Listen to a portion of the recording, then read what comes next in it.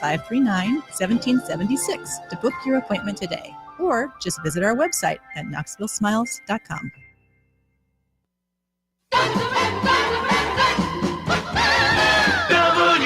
WKGN 1340. Go Vols!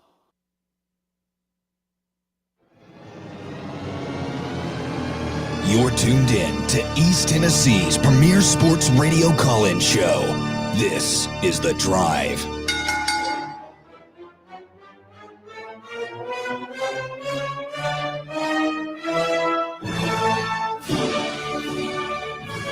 And hello, good afternoon, and welcome to another stellar edition of The Drive here on Fan Run Radio. Russell Smith punching the time clock at 3:02 on a scorching hot Wednesday afternoon. And the show will be smoking hot today as well, as we got a lot going on this afternoon. Alongside Bear, Jace Brown is back in the White Claw Hard Seltzer Studios. Yes, Welcome back, Jace. I've missed you. Thank you. I've missed y'all as well, believe me. It's Traded Walker for Jace today. Yeah. I'm expecting a banger of a top 5 at 5 out of you today, sir. Okay. What about the top 4? You can just mail it in on that one? No, he can't, but he's usually really good on the top 4. Oh, it's the top 5 where he struggles? Yeah, a little bit. What do you mean a little bit? I want that kicker to be really, really good today. Okay, I've got a pretty good one. Jace has been Jace Brown, not known for great decision making. He picked maybe the worst week in the history of East Tennessee to decide to move. Yeah, I did. That was you look like you got a lot of sun. He's flushed. I did. Yeah, it's being back in here with us. Yeah, I don't think I've ever picked a worse weekend to do anything than this past weekend. Because on Friday last week, I had to drive down to Mississippi and I had to pick up a dresser from my girlfriend's grandma's house. We stayed there over the weekend and just got stuff done down there. Then came back up here, and yesterday and Monday was just balls to the wall, moving everything, and it was. That's what, and you got a truck too. Yeah. So you have to use I remember that. So when I was in high school, my dad decided he was going to buy a big, sturdy pickup truck because he knew that he had 3 boys and he was going to let us drive it. And he knew that we were going to get in wrecks and stuff because we're idiots. And he was just going to buy safe this big, sturdy pickup truck with not a lot of bells and whistles on it. It was a big stick shift thing, and just and we tore it up, man, over the years. But the thing that sucked about it was I was truck guy amongst my friends. It was actually kind of cool. You want to be truck guy, it was fun. But everybody quick, wouldn't it? Everybody wants you to help them move. Yeah. Is that still a thing, Jace? You have the pickup truck. Your friends always asking you, "Hey, man, can I borrow the truck? Can you help me move?" Oh yeah. I mean, it's not as prominent right now, but whenever I was still in school, absolutely. It felt like every month and a half, 2 months, somebody's asking me, "Hey, can you help me move this mattress across town?" I'm like, I guess if you'll, throw me $20 or something, I'll pay for the gas. I wouldn't help. If you want to, I would either let them borrow the truck. I was never going to let anybody just borrow the truck. Absolutely not.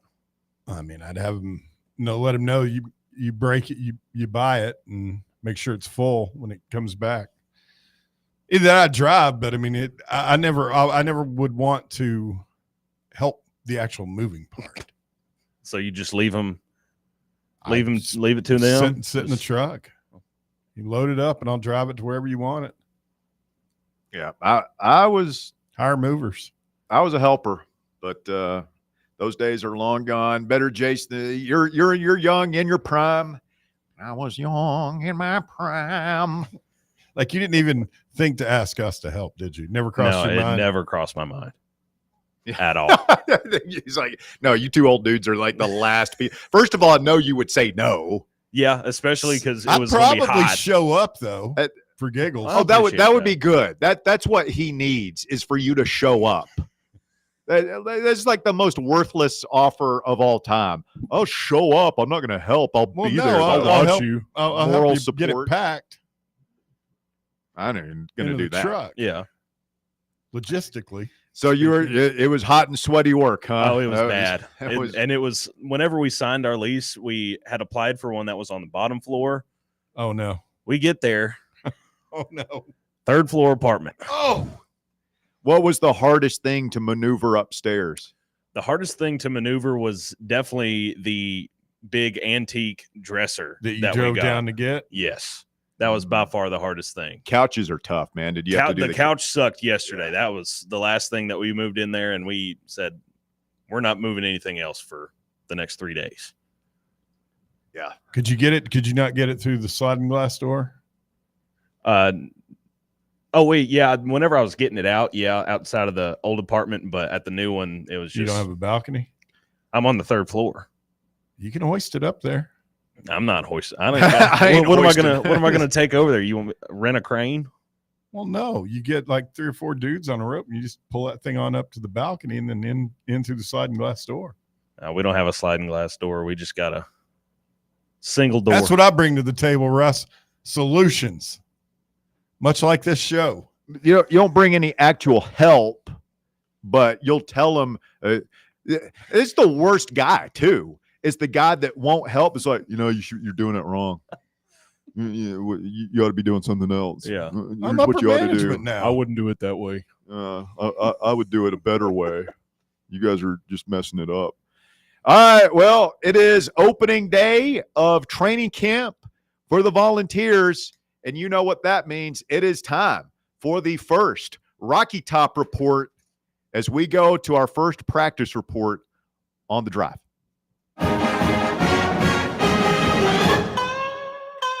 It's time for the Rocky Top Report, brought to you by the Kregner Group. Does that give you the feel-goods, Bear? I just got the chills, Russ. Hit me. Volunteers back at it early this morning. Was talking to Ryan Shumpert. He was just on with The Chase, and he was saying, they kind of tamped it down a little bit. Heupel not wanting to let the media see anything, particularly when it comes to the quarterbacks and teamwork. They did get a little bit of a glimpse at the QBs. We'll get to that, but I guess the big news, Boo Carter was there.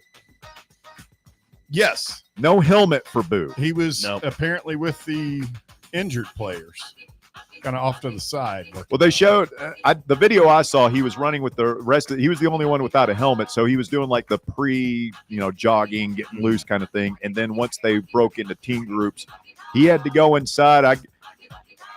We'll have Trey Wallace on in hour number 2, and I was talking to Trey earlier, and he said that they're going to make him earn it. Like they're going to put him through a little mini boot camp. That's what I hopefully this will work. Yeah. But it is. It's a privilege to get to wear that tee. He hadn't been acting very much like he was wanting to be a part of it. I can get behind this. So we'll see the saga of Boo Carter. This is likely to be not wrapped up anytime soon. I'm rooting for him. We'll just be on Boo Watch. Yeah. The Boomers have yielded to Boo Watch, and hopefully he's able to go through everything that he's got to go through, because he's a difference maker, man. He's an athlete. He's a pit bull on the field. He is a guy, like I said earlier in the week, that anytime he's got the ball in his hands, he could take it all the way for a touchdown. Well, that, and I think defensively is somebody posted like a little mini highlight package of him last year. He's got that closing speed. He just triggers and gets you down, and he'll hit you and put you down on the ground. And we need that, especially with McCoy. Going to be out for a while. I mean, I saw where our boy Ryan Callahan said he's not expecting McCoy to be back until like the middle of the season, like sometime in October.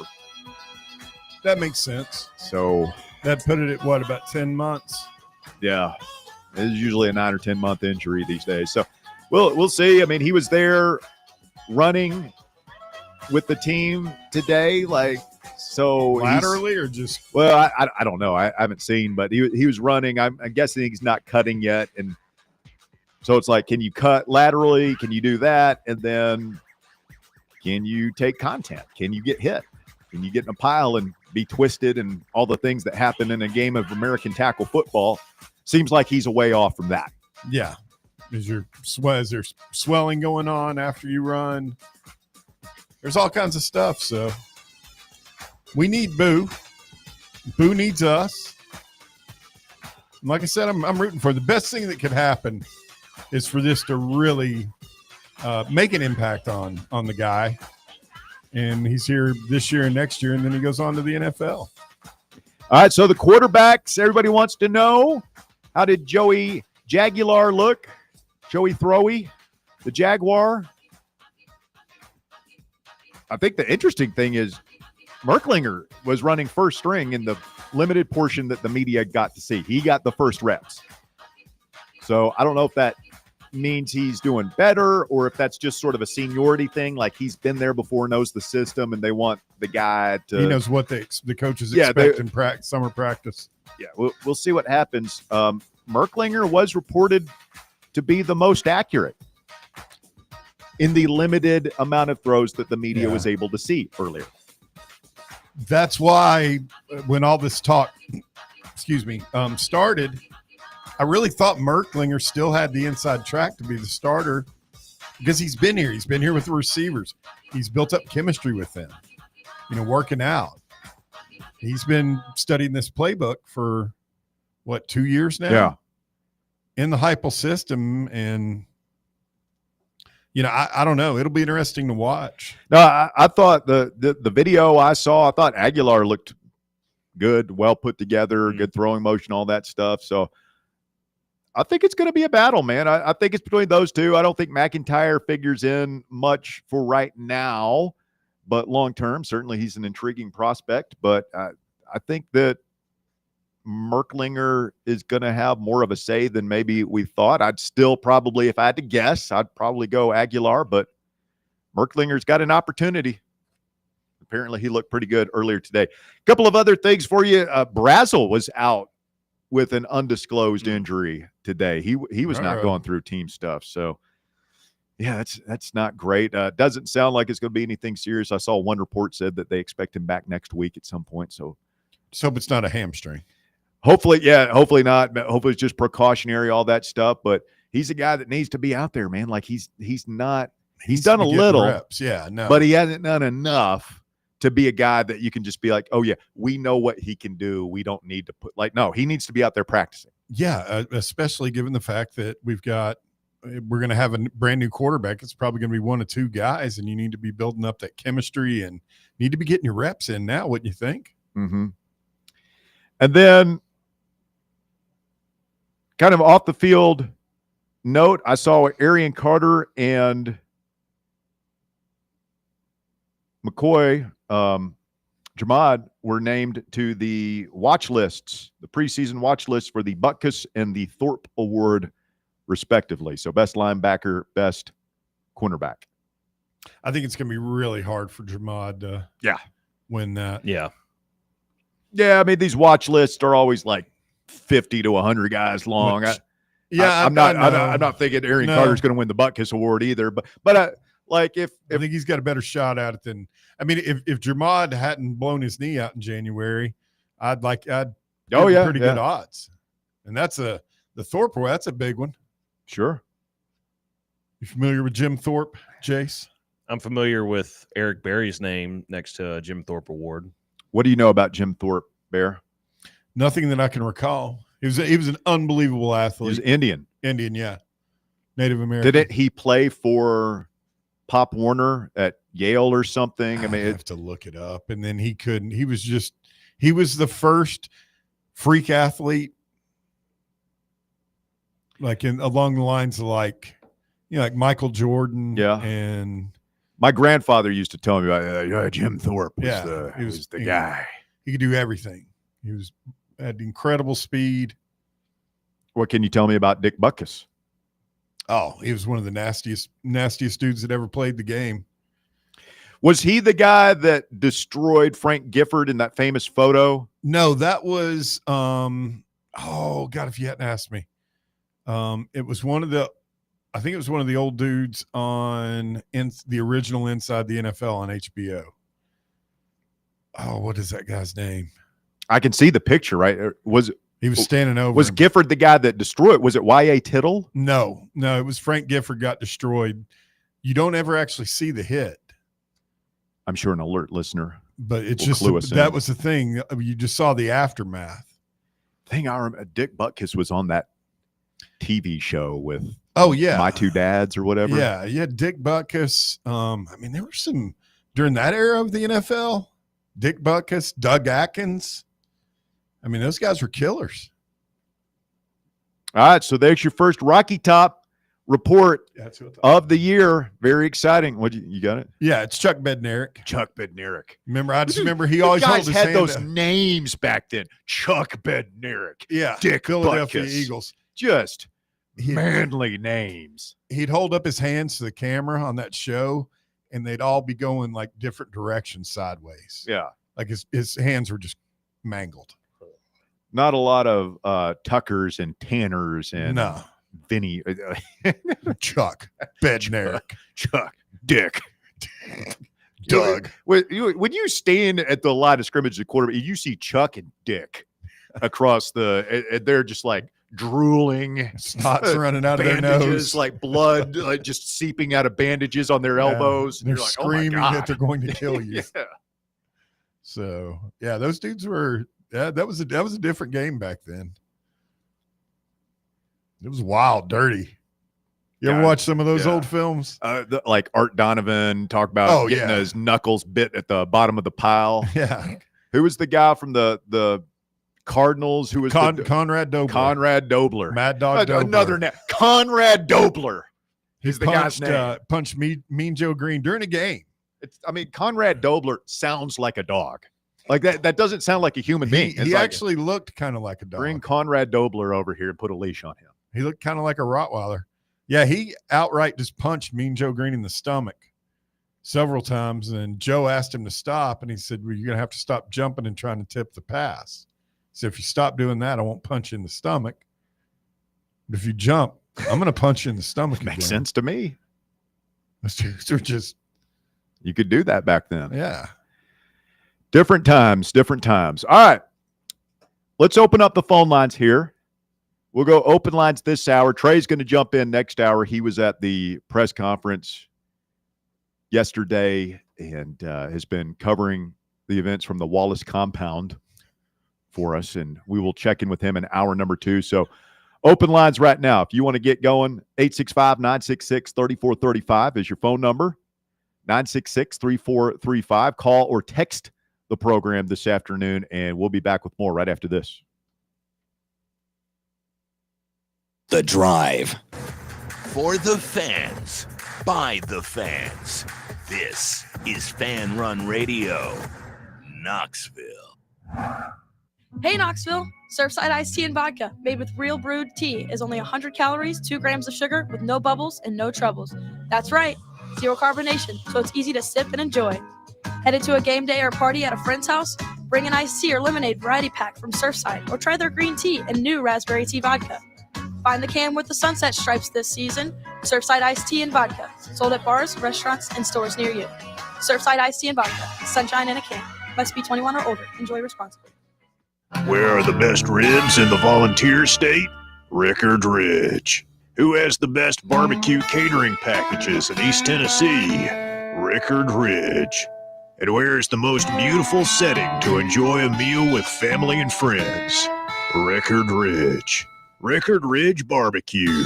Just a quick ride up I-75, take exit 134, hang a right, and Rickard Ridge is on your left, just inside Cove Lake State Park. Hi, I'm Dr. Mike Costa at Knoxville Smiles. Here at Knoxville Smiles, we're all about making it easier for you to see the dentist. That's why we're now open until 7 p.m. on Tuesdays and Thursdays. If going to the dentist in the morning or during normal business hours doesn't fit your busy schedule, come see us a little later. Call 865-539-1776 to schedule your appointment, or just visit us online at knoxvillesmiles.com. Smile brighter with Knoxville Smiles. Ready to launch your career? Axel Logistics is a leading third-party logistics company where excellence is an energy. With an award-winning culture, Axel proves that positive outcomes come from a positive environment and a work hard, play hard mentality. At Axel, the drive for success is infectious. And with an uncapped commission structure, hard work isn't just noticed, it's rewarded. For those with big goals and even bigger dreams, Axel Logistics is the place to start your career. Sick of Googling the best bets for tonight and coming up short? Tap into the slate presented by VIP Play, East Tennessee's only on-air gambling show. I'm William Pattison, and every weekday from 6 to 7 p.m. Eastern, I'm giving you sharp analysis, trends, and picks for college football, the NFL, NBA, MLB, and more. If it's on the books, we've got you covered. It's the slate presented by VIP Play, weekdays at 6 on Fan Run Radio.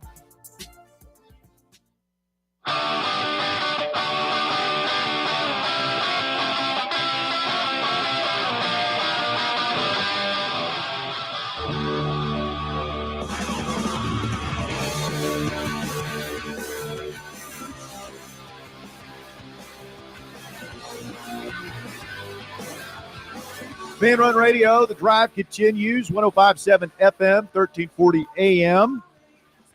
Online, fanrunradio.com, your free Fan Run app, a variety of ways for you to experience the program on this scorching hot Wednesday afternoon. Thanks for tuning in. I'm Russell Smith alongside Bear and Jace.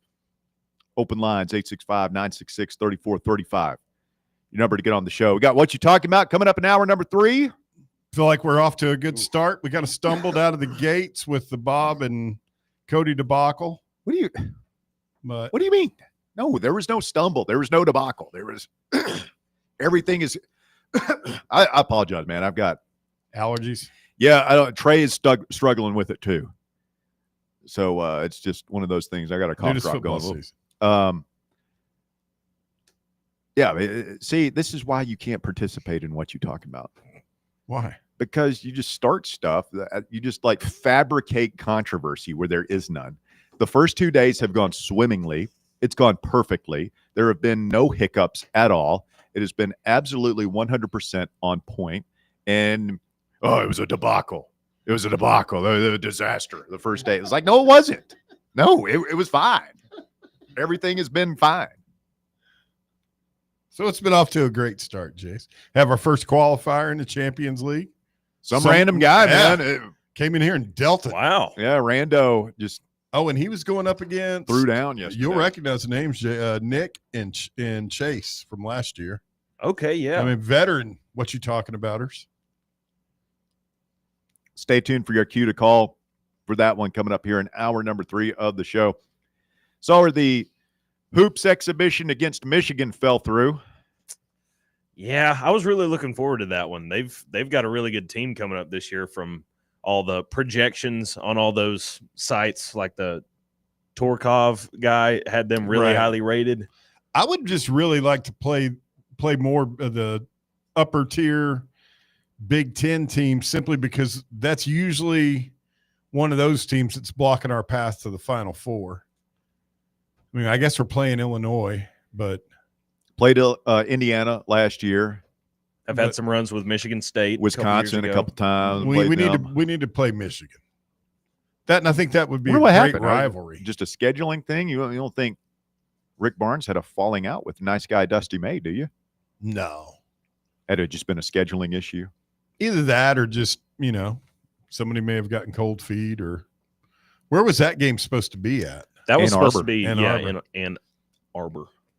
That's kind of a bummer because there'd be quite a few Tennessee fans that would have made that trip just to go up there and see a game at Ann Arbor. I don't know that anybody would make the trip to go see a exhibition basketball game from East Tennessee, but I'm sure we have alumni in the Midwest who probably would have liked to have gone. Yeah, probably could have bookended it with, maybe it's a midweek game, which that basketball game would be, then just make a long weekend, see if there's anything going at the big house, catch a game up there. Well, at least we get the game with Duke at home, but we'll have to wait to renew hardwood hostilities with Michigan, who has been a thorn in our side through the years, going all the way back to Bruce Pearl's last game. Yeah, they thumped us in that one. Yeah, they did. Have you ever gone to see a college football game anywhere else that didn't involve Tennessee? Oh yeah. Yeah, not many. What's that experience like? Is it worth it? Like just to go as a fan? As a fan of the game, yeah. I mean, I've mostly like smaller schools. Like I grew up going to a bunch of Furman games with my parents because they went there. I've been to ETSU, Tennessee Tech. Because there's a possibility I could go see USC play Georgia Southern at the Coliseum. Yeah, do it. Why not? Yeah. But just have no rooting interest in it, just to go to watch a. Sometimes that's the most fun. It's like watch USC in that. When setting. you go and there's not like that pressure of like, oh my God, I hope my team wins, and you can just sort of take in the sights and sounds and the pageantry of college football. I would love to go see a game at USC. That stadium, it's not on campus. Is it like campus adjacent or? It's, I think so. I'll have to look. It's not in the best part of town. USC isn't. You don't realize like the UCLA, it's right there in the heart of Beverly Hills out there in Westwood, right near the Bird Streets. But the USC's in a bad part of town. Bob Baskerville, loosely affiliated with the Drive, says that Michigan has decided to do an exhibition with Florida instead. Todd Golden. Todd Golden strikes again. Know what they call him? Thriller? Yeah, Thriller Todd, man. I guess we're getting this rivalry with Florida again. How do they get to be good at basketball? They don't care about it. That makes me sick, man. I would almost rather see Kentucky win another national championship. At least they care about it. At least they enjoy it. At least they're not going to abandon their program at the first sign of distress. Yeah, but they've got a surprisingly successful recent history in the sport. That's what I'm saying. They don't deserve it. They don't care. But it's an easy school to recruit to. There's a ton of talent down there. We win, even before we won our national championship in baseball, we have just a modicum of success. And we're already like, baseball school, hell yeah, we're all in forever. And I mean, can you imagine? Can you imagine if we just went to a Final Four? We're already ate up with basketball. We are a basketball school. I know football is still king here, but like we're a basketball school. Yeah, we have 20,000 people per game at these things. We go crazy over it. We're a perennial top 5. We're a powerhouse. It's not a newcomer type thing. I've been ate up with this all my life since as far back as I can remember.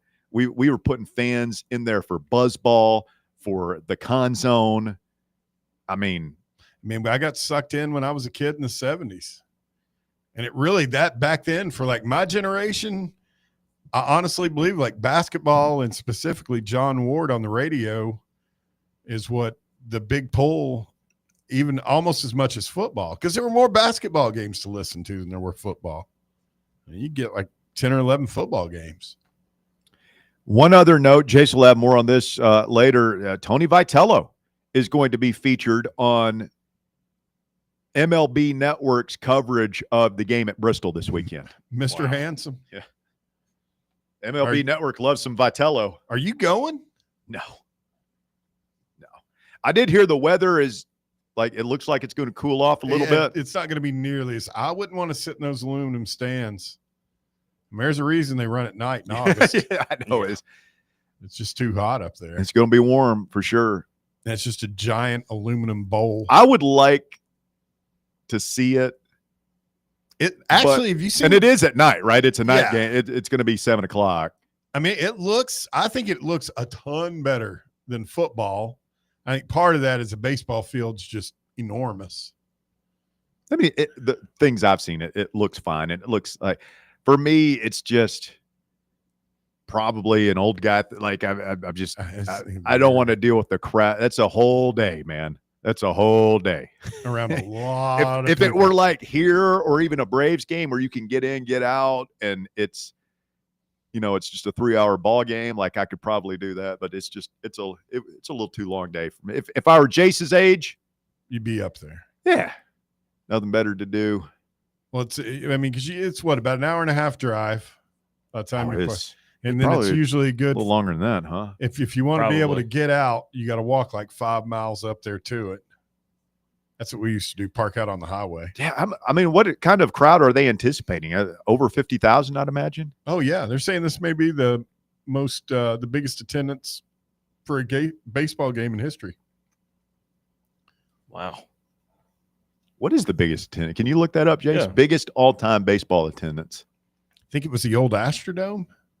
That place was huge, man. I'm guessing it is like Yankee Stadium when they first built it had like 60,000 seats. Cleveland Municipal Stadium at one point had some of those old ungodly ones, Memorial Stadium in St. Louis. I mean, even the Polo Grounds. I'm not sure what the capacity was there, but I'm sure it was huge. I wonder if it's one of those. Remember the NFL stadiums that used to double as football, baseball? Yeah. I'm going to go Cleveland Municipal Stadium. What do you got, I'm going to Jason? go Oakland. So this attendance was 115,300 people in an exhibition game between the Dodgers and Red Sox at Los Angeles Memorial Coliseum. So when the Dodgers first moved to L.A., they played in Memorial Coliseum where you would be going to see USC. In the Coliseum, yeah. And you can go and look at, like, that field was so janky because left field was like 200 feet. It's tiny. And I think they might have had a net up at some point. And then right field was like 600 feet. Like you couldn't hit it out of right field. They might have had a fence. But, yeah, the year or two they played at Memorial Coliseum in the late 50s before Dodger Stadium came online was when it was a weird one. So they had over 100,000 in there. Yeah, 115. Dodgers are on the road when I'm out there. I already checked that. I was going to try and go catch a Dodgers game. Should have done that last time I was out there, but didn't. They were there. They were playing the Nationals. That's a haul down to there, Dodger Stadium, from where I was at. So. I'll tell you, Vitello, a lot of people are going to be watching that, just like the draft. And Johnny Handsome. I mean, he's parlayed his success and his fame and his telegenicity, is that a word, to a significant recruiting advantage. I mean, we always whine about Calipari and Coach K always on TV, Saban always on TV, and like the basically unpaid infomercial that is for their programs. Yeah. We've got that on lockdown in baseball. Nobody's on TV like Vitello. No, we struck oil with him. We got a guy out of the Midwest who's his voice. He's got that flat Midwest TV voice that the network people love. He's damn good looking. I mean, we all know it. You keep saying that. We get it. He looks good. Okay, Bear. That's the third time you've mentioned Tony Vitello's good looks. It's like on the you're making it weird. I'm just saying. He radiates. Yeah, he's got an aura. It is. It's a big recruiting advantage. It is. It is. And he's funny. That is the other thing. Like he's kind of a loose cannon. You never know what he's going to say. He's not very self-deprecating. Not milquetoast quotes. Like he says goofy stuff. And he'll take shots at himself. So looking forward to that. The Acuna is not going to play. Good news on that. He's got a sore Achilles. Yeah, he left the game with Achilles. They had, I guess, an MRI or something today. It's negative, so he doesn't have a torn Achilles. But I saw something where they were going to just ice him for a while. They don't want what happened to Tyrese Halliburton happening to him. Yeah. Because that would take. I mean, if he makes it back, how old is he now? He's still young, 23, maybe 24. Should be entering his prime. That'll age you quick. Acuna, I don't have this stat memorized, but I have the gist of it.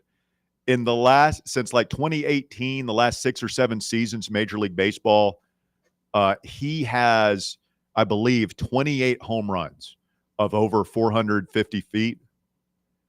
And the next closest player in that has like 22 of those home runs. Who's that? I don't know. But Acuna has missed 2 full seasons during that time span.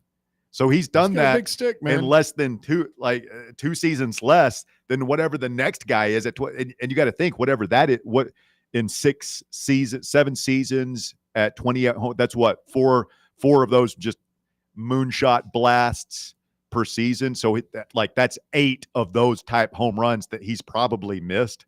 Like, think about how much more power he has than anybody else playing baseball in that time. That's why probably regardless of if his legs go, I mean, he could always just be a DH for somebody. Yeah, I mean, we'll see. Like, if I'm the Braves and as badly as their season has gone to this point, just shut him down. And especially like you bring up the Halliburton thing. Yeah, man, it's like, dude, you've had a great season. We've had a crappy season. Like, just go ahead and shut it down. Get you ready for get healthy, and let's come back and make a run for it next year before the sports decides to commit Harry Carey suicide and jump off a cliff in 2027. Well, yeah, again, now that you mentioned that, like, worst case scenario, they could pull him back too early trying to. I mean, if they miss, I just thought of that. If they miss another season because of a work stoppage in 2027, and that's 3 seasons of prime Acuna, that, like, what's that going to do to his total legacy numbers, ultimate Hall of Fame candidacy, and all that stuff? Are there any players you can think of that injuries kept him out of the Hall? I'm sure there are tons. I mean, Bo Jackson for one. Yeah, he was kind of projecting. I was watching a thing about the Bird, Fidrich. Like, didn't he have? I mean, pitchers in particular, before Tommy John surgery, who just had a dominant year or two. Like Jim Bouton from Yankees comes to mind of Ball 4 fame. Like guys that just had significant arm injuries and never could recover. Yeah. Probably a lot. I saw you all made a trade, picked up somebody, a pitcher from the Rockies. Okay. Like I've kind of checked out. Yeah, I've kind of checked out. I did not keep up with it last night, other than to see. I missed your deal you play, the chop. You've missed that? I mean, Florida State's about to kick off. I mean, they are playing Alabama in the opening game, so I guess we can. You gonna root for Florida State? Yes, we've been over this. I can't believe you're not. I hope Florida State dismantles them. I do too. Won't happen, but I hope they just thrash Alabama. I'd pull for ISIS against Alabama. The Bin Laden bombers.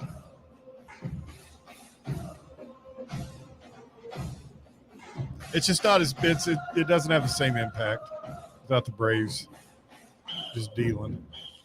It doesn't make you mad, which is really the entire point of playing the chop. So many other things we do on this show. 865-966-3435, your number. Let's get some phone calls going here. Your thoughts on day one of camp. Boo Carter back with the team.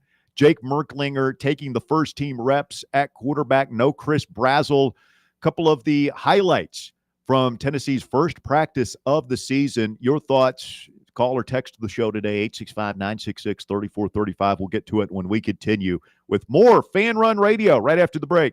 The Drive. Can't get enough Fan Run Radio? Download the free Fan Run app and take the best Tennessee sports conversations with you wherever you go. Are you tired of trying to squeeze your dental appointments in on your lunch break or before you go to work? Here at Knoxville Smiles, we're all about making going to the dentist easier. That's why we're now open until 7 p.m. on Tuesdays and Thursdays. To take advantage of our new evening hours, make your appointment now at knoxvillesmiles.com or just call us at 865-539-1776. Smile brighter with Knoxville Smiles. Citizens National Bank. We make it easy to save money. Get access to thousands of discounts on shopping, dining, and travel with the CNB Plus Perks account. It's a powerful new way to save money with roadside assistance, cell phone protection, identity theft protection, and credit monitoring. Banking at CNB has its perks. Call or stop by a branch for more details. Citizens National Bank. Banking never felt so good. Member FDIC. Hello, is Tina there? Who's this? Yeah, this is Vince from the hit reality show Wives Don't Tell. Tina applied for our show to confess that her husband won't go to the doctor to get his erectile dysfunction checked. She said she's ready for a guy that can bring the heat. All right, what the is going on? You know you're talking to her husband right now? Tina! Well, she wrote the application that her man's performance is questionable. She's basically married to a coffee table. She also said, we live within driving distance to Men's Pro Knoxville, but he's too scared to get a blood test. Oh my, she is done. She is so done. Gotcha, Mike. It's Nephew Tommy. Ain't no reality show. It's a prank. Men's Pro Knoxville is the real deal, fellas. Local experts, test results in minutes. Call 865-544-8220 or hit menspro-knoxville.com before your lady books a new co-star. Men's Pro Knoxville, making it happen. Located in Knoxville's historic Old City, Barley's offers great food, live music, the best draft beer selection in town, and now your new favorite place to watch sports. Their indoor projector is perfect for any weather, and they've revamped their upstairs area with more TVs to take in all of the action. Their menu features hand-battered chicken tenders, juicy burgers, fresh salads, and the tastiest pizza in Knoxville. You can enjoy their happy hour drink specials daily from open until 6 p.m. Barley's Tap Room and Pizzeria.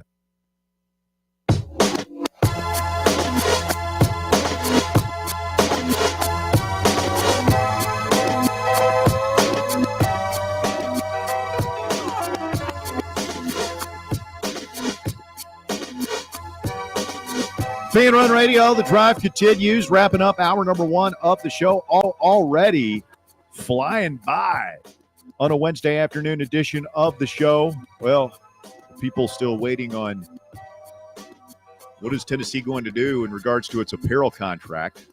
The speculation continues to be that they're going to switch back to Nike or perhaps switch back to Adidas.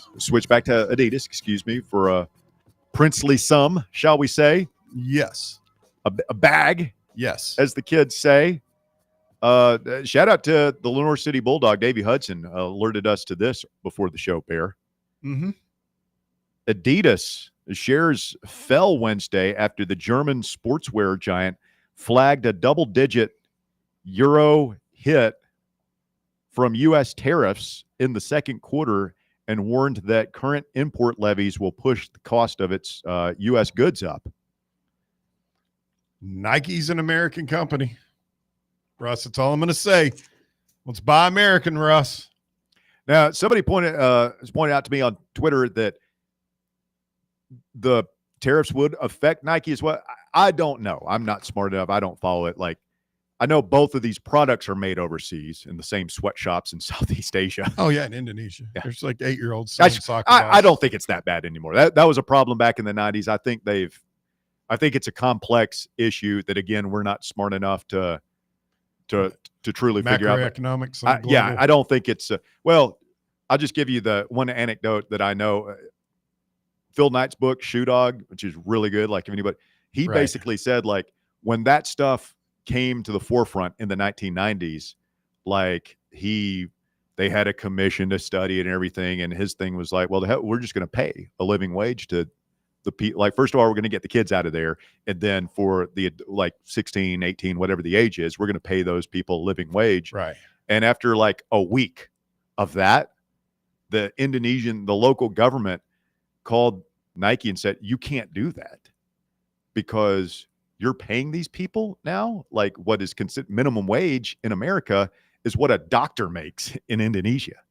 And you're going to ruin our entire economy because everybody's, like, going to be wanting to sew soccer balls. Yeah, exactly. And so they were like, well, the point is, it's not as simple as we might think of just going in there, and you have to consider where.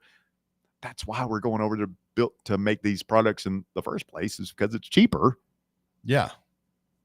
But we also shouldn't be employing children for 14-hour days. And all that stuff. Sweatshops are bad. I think we can all agree on that. Yeah. It's a bold territory, but that's what we're staking out here on the drive. Anti-sweatshop. Yes. Anyway. I believe that children are our future, Russell. Adidas CEO Bjorn Gulden. Bjorn, that's a great name. Bjorn. Told reporters during an earnings call today that, quote, the price increases, if any, will only be in the United States. So what happens? Danny White gets set to go to Adidas. They're going to jack up the prices for product that this is not just Russell being ugly. Right. The general public prefers Nike.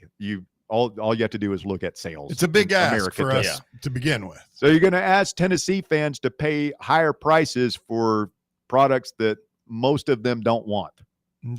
Probably won't wear outside of going to the game. Like I see people wearing the Nike Tennessee stuff everywhere. Yeah. All over. Every day. That Adidas stuff just has never looked very good. Well, and regardless of our personal opinions, again, like this is, the kids just prefer the Nike stuff. That's all I really care. I don't care. I'm not wearing a ton of it anyway, but I know what the basketball players prefer to wear, and I know what the kids prefer to wear because we got contacts who are coaches and players at those levels. It's always been that way. It's not changed. I know people who are talking themselves into it. It's like, well, it doesn't matter in NIL, and it's all a money grab anyway. And it's like, well, it predates the sports affiliations, Russ. Like kids always, like even, when the tennis shoe wars broke out, I mean, Nike won that early on. Kids have always wanted to wear Nike. I don't know. Maybe the deal's done and all that stuff, but it's like if this eats into Adidas's profits, would that change the way they feel about paying an exorbitant fee to attain the Tennessee brand, which is like they want us, I get the feeling, much more than we want them, and we would just be doing it strictly out of just the cash outlay that they would be putting forth to get Tennessee. I mean, are they going to want to commit to making that much inventory, and then what if it doesn't sell?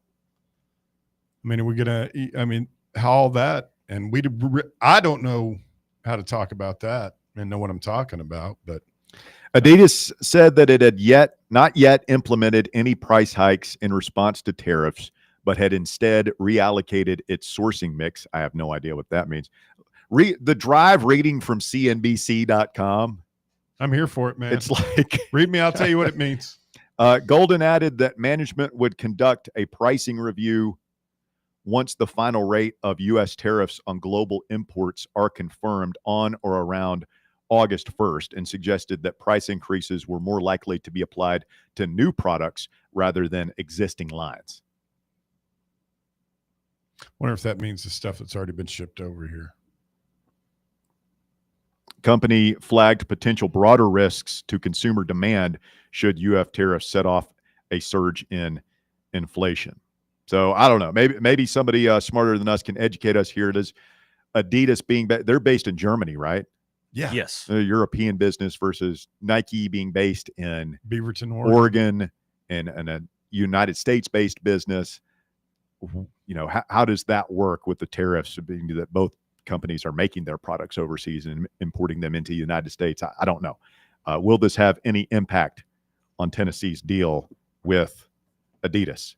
865-966-3435, your number to get on the show here this afternoon. Let's go to the phones for the first time and talk to Phil. Good afternoon, Phil. You're on the drive. What's up, dude? What's up, Philly? I was listening you talking about the Nike and Adidas and all that. So if we get Adidas, then Doc Pearl's going to get Nike. Pretty cool, Auburn did go Nike just a couple of weeks ago. Nike. Yep. Auburn is. You think Auburn's sells more apparel than Tennessee does? No, can't imagine. Smaller school, smaller alumni base. I mean, I think they sell a lot. I mean, it's probably close, but I think Tennessee is one of the top 10 or so schools in the country in terms of selling apparel. Well, it'll be interesting. You talk about Michigan playing Florida. There's the Florida tie there. Golden used to be an assistant at Florida. And Dusty May was an assistant at Florida, right? So they're both together playing each other, right? Yeah. I hadn't thought about that. I mean, I don't want to make a too big a deal out of this. I doubt Rick Barnes is losing any sleep over not being able to play at Michigan. They might have had a gentleman's agreement and they just couldn't work out the actual contract to get it going. I'm sure we'll find somewhere else to play. We probably want to play on the road. They need to play somewhere on the road and get Yeah. ready. I agree with you on that. I'm sure they will. I'm sure we find there are probably a ton of schools lining up wanting to play Rick Barnes's program. When does Masamba and the Israeli Guard getting in here to go to school? Eton Good question. And Masamba, I don't know. Masamba. Imagine soon. I know they're practicing right now. Is there a second term summer school over there? I mean, that's what it used to be. Of course, they had quarter system when I was over there. When does school start now? The fall semester at UT, Jace? Recently, like whenever I was there, it was like August 21st through 24th, somewhere in that range. I think they're probably wrapping up second session summer school right now. Yeah, probably. Well, if they're not over here now, then those two guys are going to have a hard road to hoe. It could be in 1 month for their first exhibition game. Yeah, they're getting behind. I'm not penciling either of them into the starting lineup this year. Are you? No, but I think the Israeli kid will probably play. He might be one of the first ones off the bench. Eton Berg. Did I pronounce it? Yeah. I think the Abrams kid probably has a big leg up in the shooting guard race right now just because he's been here and he's played a lot of basketball. I played in the SEC at Ole Miss, played last year at La Tech.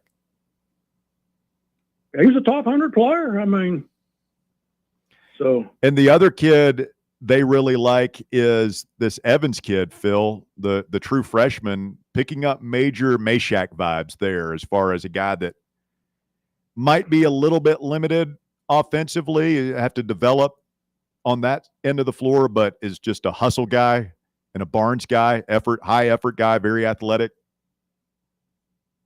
I understand that Bishop Boswell's their best guard defender over there. He might get the first crack at shooting guard. It's kind of a forgotten man, and fans. He's a Barnes guy. He never blew fans away, but every time we talk to Justin Gainey, like he loves that kid, and he recruited him out of North Carolina. But he said like he's a defensive guy and just buys in. So I'm pulling for him. He's got to show us a little something offensively to be, to earn the fans' confidence. But fans' confidence don't mean anything when you got Rick Barnes' confidence. Well, I mean, Meshack didn't do much when he was a freshman, and then, he got a little bit better each year. Yeah. He did. I mean, it just depends if he can play that level of defense where he can take the other team's best player completely out of the game. Then, yeah, I imagine he'll play quite a bit for Rick Barnes, wouldn't you? When you think? You think so. But football, what's the first game that's going to be on TV in football? They're all on TV. Syracuse. Is that I'm talking about the college football, the first legitimate game we'll see before Tennessee kicks off. Is there going to be a Thursday night game or? I know the week before, like August 23rd, I can't remember who they're playing, but I think Kansas State is playing in Ireland. Is it Kansas State, Iowa State this year? Sounds right. Yes. That's usually the week 0 game in Dublin. Yes. That'd be a pretty good game, really. I've always enjoyed that game. I remember Notre Dame beat the hell out of Navy a couple of years ago. Yeah, that wasn't very fun. But last year was Georgia Tech, Florida State, right? Yeah, that was a good one. Who was that guy on your show yesterday that said LSU had the best starting quarterback in the SEC? Is that Topmeyer? Yes. National writer for USA Today. I don't agree with that at all. Well, I mean, he's good, but I mean, I don't foresee him being the first round draft choice or anything. I mean, he's got an opportunity to play his way into it this year. He's definitely got all the tools. It's just whether or not he can put it all together for an entire season. Yeah, I mean, he's been there for a long time now. Scouts love him. And, when you're there for a long time, like you just got to – it's about watching your clock and trying to figure out, pay attention to what you're doing, really, like Bear's not doing currently. We got to run, Philly. Thanks you. Stay with us. Hour number 2 at The Drive coming up next here on Fan Run Radio. The Drive. Free home stands remaining to see your Knoxville Smokies play this season. And next week is full of celebrations, starting with free hot dog night on Tuesday. All the hot dogs you can eat all night long. And if you're still hungry, we've got all you can eat Wednesday, Thirsty Thursday with half off draft beers. Then on Friday, we honor one of the founding members of the Negro Southern League, the Knoxville Giants. On Saturday, we're continuing the fight against breast cancer by painting the park pink. And on Sunday is Cocoa Melon Day. Grab your tickets now at smokiesbaseball.com. When it's past high noon, it's time for a vodka soda made with a vodka you've actually heard of. I'm talking White Claw vodka soda made with White Claw premium vodka. JB Smooth only drinks vodka soda made with the world's smoothest vodka. And you can too. Pick you up a bottle of the triple wave filtered vodka that's been distilled 5 times. White Claw premium vodka comes in 4 flavors: black cherry, mango, pineapple, and just vodka. You haven't had vodka like this. No one has. White Claw premium vodka. Please drink responsibly. A brand built in Tennessee and born from the love of the game. Inward Half revolutionizes golfing comfort. Crafted by a former pro and dedicated enthusiast just like you, our luxury performance wear guarantees you stay cool and comfortable through every swing and every day. We're not just a brand. We've set out to create a lifestyle for those who understand that impeccable style and premium performance are a hole-in-one. Enjoy the walk-in with Inward Half. Let's take a moment to breathe. Deep inhale. Extend your spine. Remain focused on what you're doing. If safe to do so, exhale slowly, leaning to one side. Inhale back to center. If safe to do so, exhale slowly to the opposite side. Find mental health resources at loveyourmindtoday.org. This message is brought to you by the Huntsman Mental Health Institute and the Ad Council. You're listening to FM 105.7 and AM 1340, WKGN Knoxville, and W289CU Knoxville, Fan Run Radio. We really need to get some branded stuff. Shirts, hats, promo items, something professional. I mean, we could just find a website and order a bunch of it ourselves. You could, but you're taking a big risk. You don't know the quality, the fit, the timeline. It's a roll of the dice. Yeah, I guess. But isn't that how everyone does it now? Not the ones who actually care about how their brand looks. Look, if we're putting our name on it, it needs to be done right. We need SM Athletics. SM Athletics? Yeah, they specialize in working with businesses like ours. Apparel, hats, promo gear, but real, customized stuff. They actually care if it turns out right. Probably a lot better than getting stuck with 100 t-shirts with crooked logos. Exactly. Plus, they'll walk you through everything. Sizing, colors, material, so it matches the image we're trying to build.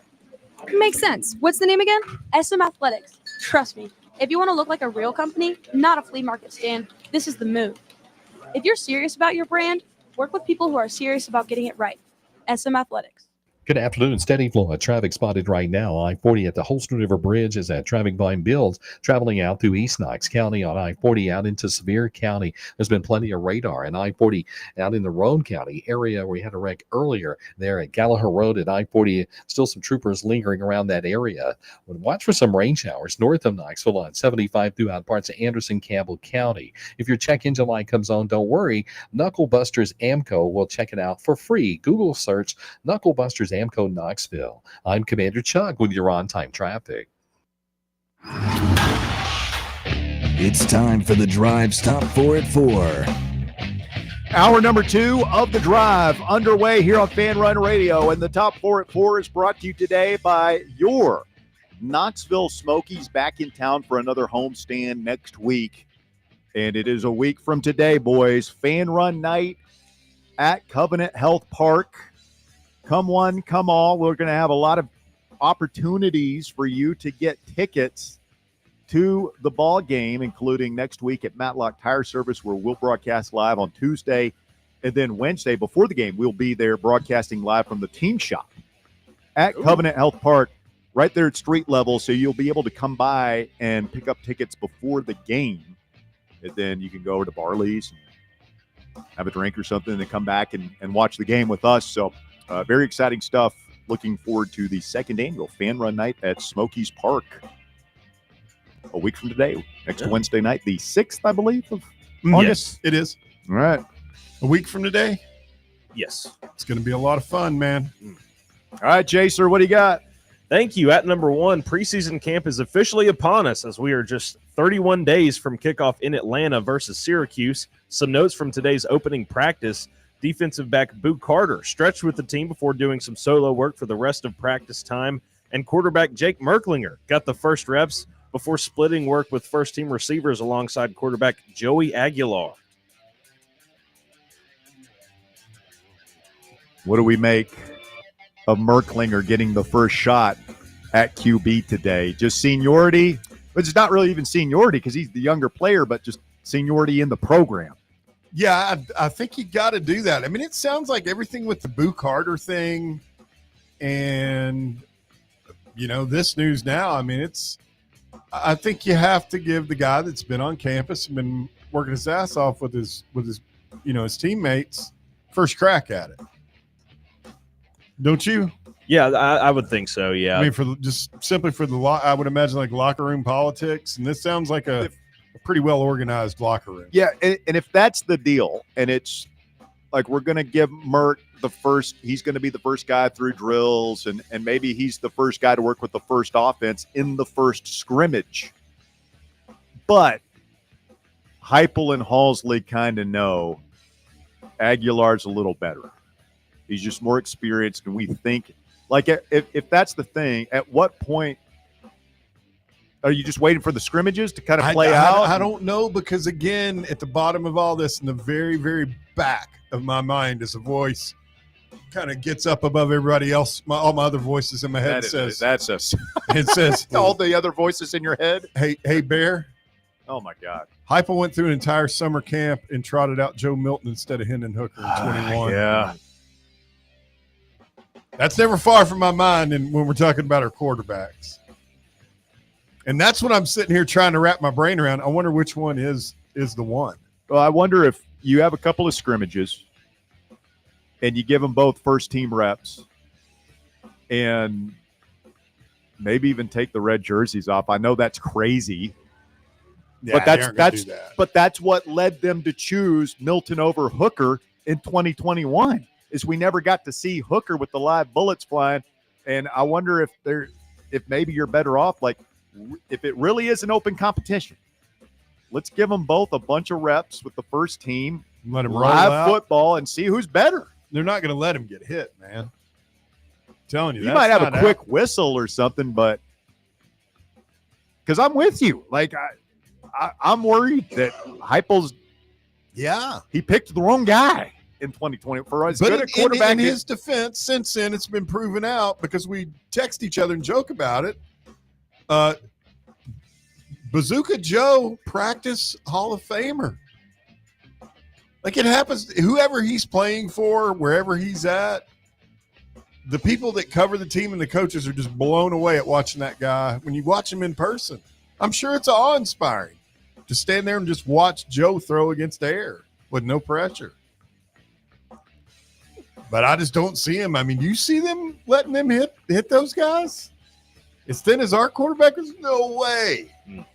I doubt it. I'm just telling you what I would do. Coach Smith? The next game I coach will be my first.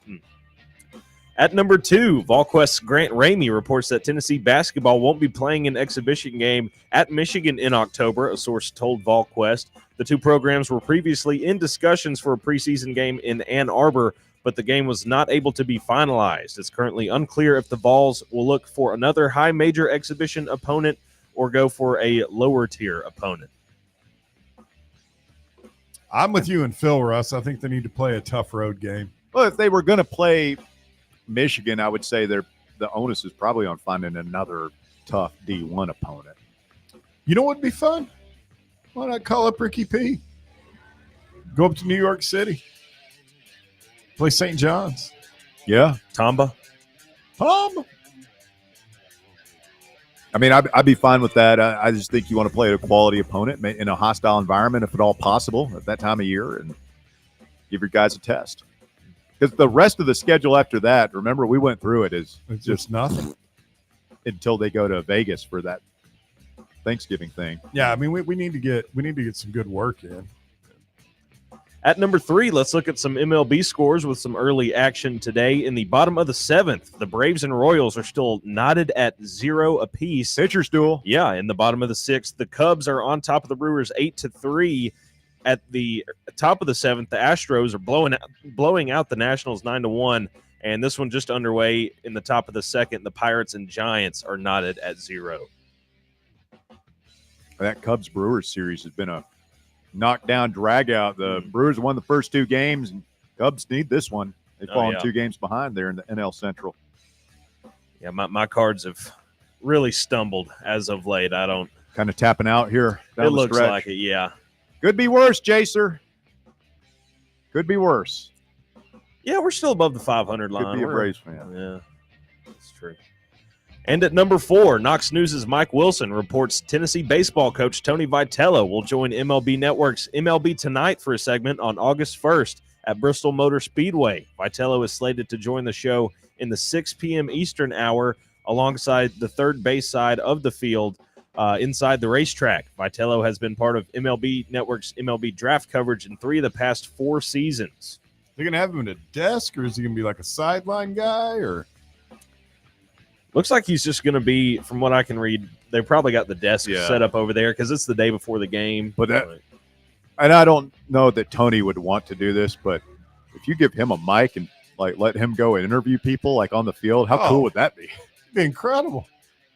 I don't think he wants to do that, though. I wonder how many guys off the 2 teams he knows. I'm not familiar. The Braves don't have anybody with Tennessee Arkansas. ties. Mizzou. He knows Chase Burns.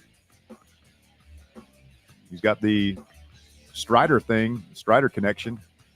I mean, he could definitely mend a lot of fences between the fan base and Chase Burns if he.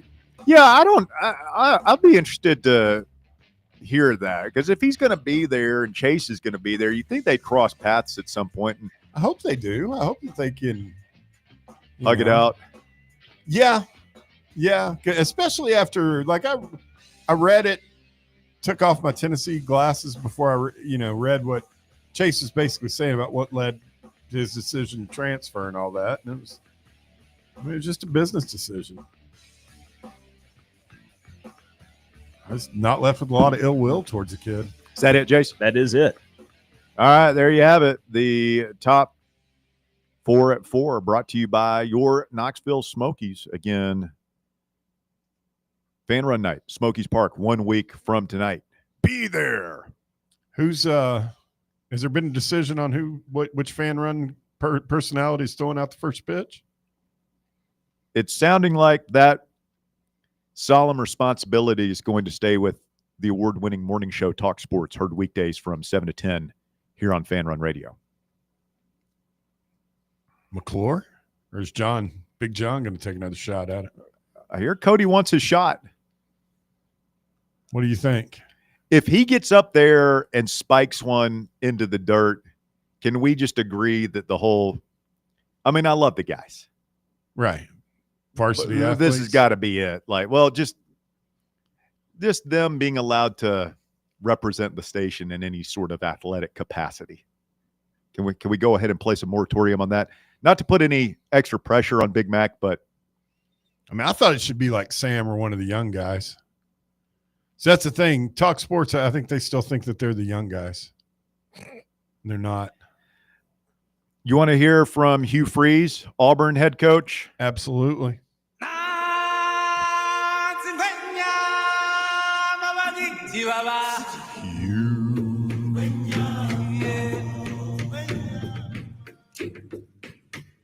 Hit the damn Jimmy drums. Hugh Freeze, big third year coming up at Auburn. Got to show something. He has a couple of, let's say, physical characteristics that he's looking for when it comes to the recruiting process and speed, players. Fluid good hips. Well, I'll let him tell you. I don't really get hung up on the running back's weight, but it is good that you have some that have some girth to them. But there's no doubt you need length and girth in this league. Hugh Freeze, you need length and girth in this league.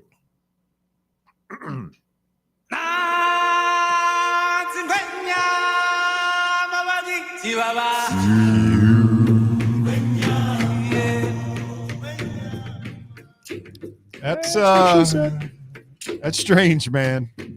He's a weird dude. I wonder why he went with those two words in tandem.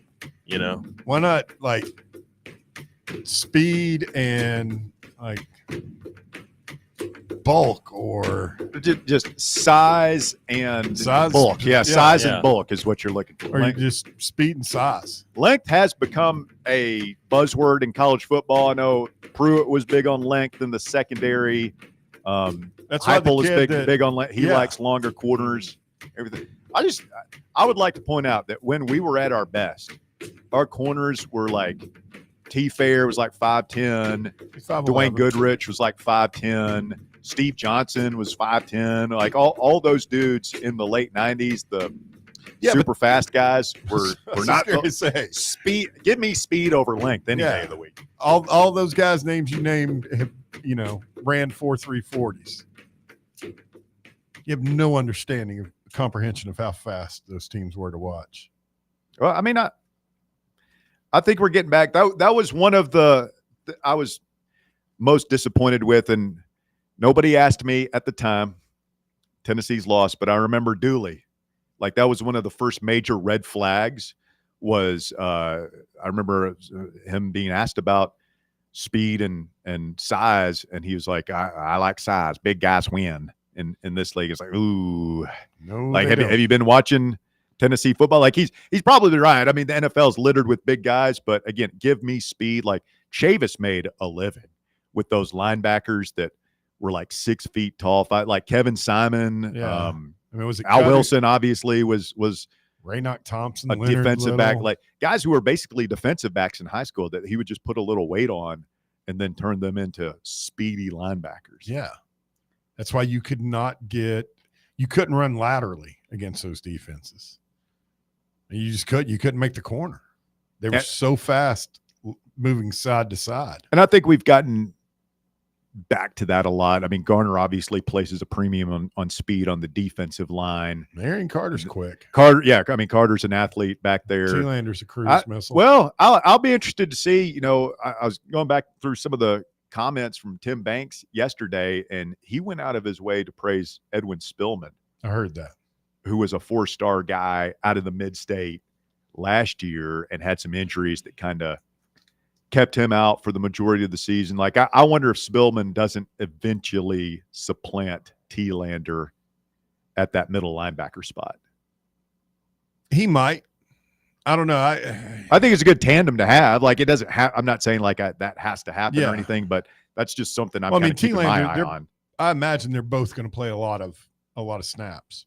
Yeah, I mean, I think that was part of our strength last year was for the first time. And that was a good big competitive depth. Well, I think they committed to playing it, and like we didn't rotate much those first 2 years, and I think you saw our defense get worn out late in games. And Banks last season was like, I'm going to rotate all across the board, including at linebacker and in the secondary. And it was a little weird at first, but you can't argue with the results. So I think they're going to do that again. I think they're going to rotate. Spillman's he's a good pick-to-click candidate. Oh, yeah? Spillman? Edwin? Yeah. He'd be a good one. It takes a couple of, you got to do a little bit I of have research. a guy, I don't, pick-to-click is such hacky summertime sports radio. I know you love it. But I've got a guy that I am keeping my eye on as a potential pick-to-click for you. Like a guy that I think you would pick as your pick-to-click. I don't even think you know who he is right now. Right. But I think we're going to be talking about him over the next couple of weeks. And I think that you could eventually pick him as your pick-to-click. I'll have to check just because I know you. And I think I might be able to manipulate you into picking the guy that I want you to pick for your pick to click. Why would you want to manipulate me into Just doing because I anything? get bored doing this for 3 hours a day sometimes, and I have to find new and creative ways to amuse myself. And this is something I've been thinking about. I don't think you can do it. Oh, challenge accepted. I don't think you got it in you. Challenge accepted, my friend. The groundwork has already started. I've already started laying it. You don't even know. Have you started at all yet? No, not yet. Figuring out who yours are going to be? I've got a general idea of which position groups I'm going. Haven't picked one out yet. I've got a pretty good track record right now. Well, we talked about yesterday how we all have our own little markers of the preseason when football starts getting real. I mean, that's another one for me is when Bear issues his pick to click. You know what? One of mine, It's other like, ones wow, was football season is really here. Rocky Top Report. That happened today. Yeah, I know. I was sitting here thinking, I was like, I should have said that yesterday. Okay. Coming up, our old pal Trey Wallace joins the festivities to talk all things college football. He was at Josh Heupel's introductory press conference yesterday over on Rocky Top. We'll see what Trey learned, get his thoughts on the Boo Carter situation. And he was also up at Bristol over the weekend, got to see the baseball field firsthand there. So we'll get his thoughts on how that's going to go. I'm going to ask him about Bubba. Stay with us. The Drive continues. Fan Run Radio. We're back with more right after this. The Drive. Big Orange Country's home for sports. This is Fan Run Radio. Are you looking for a treat that will knock it out of the park at the next watch party? Just like your favorite baseball team, Crumble brings the best lineup week to week with an expanded roster that includes key lime pie, strawberry cake, or my personal favorite, Monster featuring M&M candies. Let Crumble treat you to the best cookies in the game. Download the Crumble app and start earning rewards. You can even vote monthly on what flavors you would like to see at any store of your choice. Warmer weather is here, so get to the ballpark, but don't miss the cookies. Yee-haw! I've been hooting and hollering ever since I started betting with the VIP Play app. VIP Play has more than 200 leagues, every bet type you can imagine, live betting and live hosts, all with 24/7 support from real live people when you need them. Start betting better with the VIP Play app today. Don't be a better, be a better with VIP Play today. Download VIP Play today or head to VIPPlayApp.com. Make sure you use the promo code FANRUN to take advantage of their welcome bonus and so they know that we sent you. Gambling problem? Call 1-800-88-99789. Must be 21 or older and located in Tennessee to bet. Citizens National Bank. You want a bank that lets you bank when and where you want to. Your local branch, the grocery store, your computer, your phone, it's up to you. You want people who care about taking care of you and your money too. Citizens National Bank. Banking never felt so good. This is Coach Josh Heupel. In football and life, you need a solid defense to protect what matters most. That's where Farm Bureau Insurance of Tennessee comes in. Score peace of mind with Farm Bureau Insurance, the official insurance of the Vols. They're your line of defense. FBITN.com. This is Baseball VFL Cody Brown. Farm Bureau Insurance is the official insurance of the Tennessee Vols. I'm here to be that line of defense for all your insurance needs. Give me a call at 865-992-3871 and go Vols. The phone's blowing up, but you're in the driver's seat. Ignore the buzz, keep your eyes on the street. No text back, no scroll, just let it wait. Attention on the road, that's the only way. Phone's blowing up, but you're in the driver's seat. Ignore the buzz, keep your eyes on the street. No text back, no scroll, just let it wait. Don't drive distracted. A message brought to you by the National Highway Traffic Safety Administration, Project Yellow Light, and the Ad Council. Good afternoon. Steady flow of traffic spotted 275 over here at Woodland, Baxter Avenue as it gets heavier on 75, where we've seen some rain showers up through Anderson, throughout Campbell County as well. Coming out of Oak Ridge, it's starting to build pretty good on that Solway Bridge. Fostering Hope 2025 Gala is coming up this Saturday at the Bridgewater Event Center in Knoxville. Learn how you can help the foster kids here in East Tennessee. It's a wonderful cause. FosteringHopeTN.com. I'm Commander Chuck with your on-time traffic.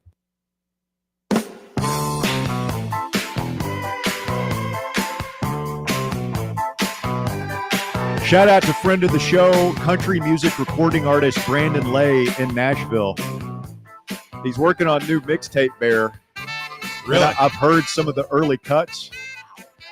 One of them may or may not include a shout out to the drive. That'd be awesome. Wonder if he had to take us to CMAs with him. Yeah. That'd be cool. I just want him to bring his guitar in here sometime and serenade us in the White Claw Hard Seltzer Studios. Give us a live performance. He could. It's been a while since we've had live music on the drive. Does he take requests? Play Freebird. He stopped loving her today. Trey Wallace of Outkick joins on the phone lines this afternoon. Trey, good afternoon. What's going on? Hey, boys. It's good to talk with you guys. I didn't get as jacked as normal because I didn't have my good entrance music, but that's okay. We'll just lay that one off to the side for this one. We have recently had a purge here of the system. It's a sore spot with Bear. Don't bring it up. Yeah. So he's still not over it. Trey, you're sounding better. We talked earlier. You and I both kind of woke up with the crud a little bit. He's got some East Tennessee summer mountain pollen allergy, whatever's going on out there, man. You doing all right? Yeah, dude. I woke up yesterday. I didn't have a voice, like literally didn't have a voice. I'm sure the girlfriend and others appreciated that, but at the same time, yeah, it was this East Tennessee stuff, man. It is what it is. Got the old funk, just like Boo Carter has over at Tennessee. Man, poor Boo. Poor Boo. I felt for him watching those videos this morning of him out there with no helmet. Everybody else got a helmet. Boo don't got no helmet.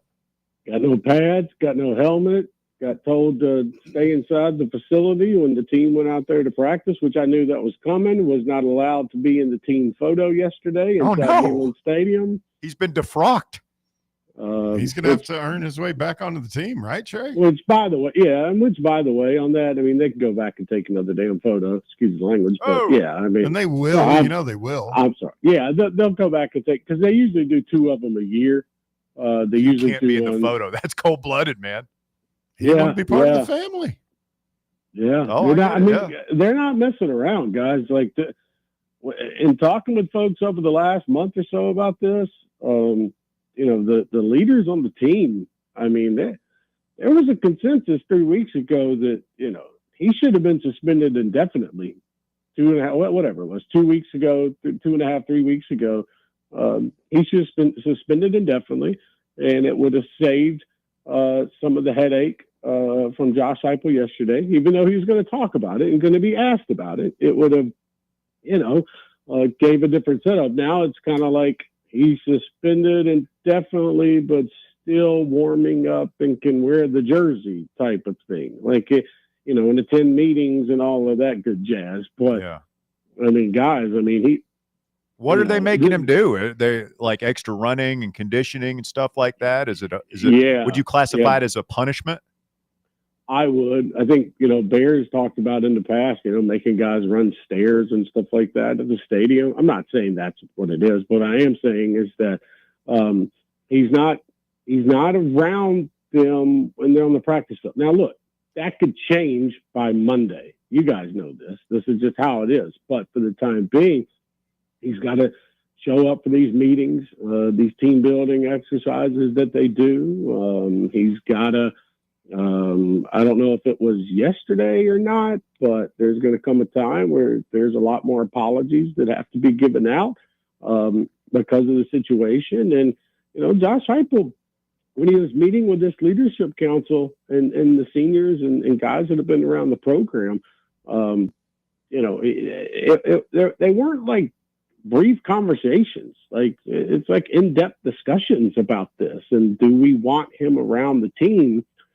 And I think it's all about, second, third chances. To me, this would be Boo's, I don't know if I classify it as second or third, but, Boo threatened to go into the transfer portal. He's done that multiple times now while at Tennessee. And you want to know if your guy is all in. And I get the era.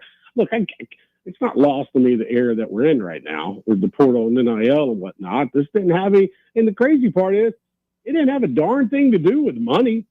Like, he had already got his money. Like, a lot of these star players have already gotten a majority of their money. and they got contracts. It just came down to not being bought in, not being around. You're supposed to be a young leader on the team. It's funny how that happens, right? You get that bag, and all of a sudden you're not as motivated to show up for that 6 a.m. workout, huh?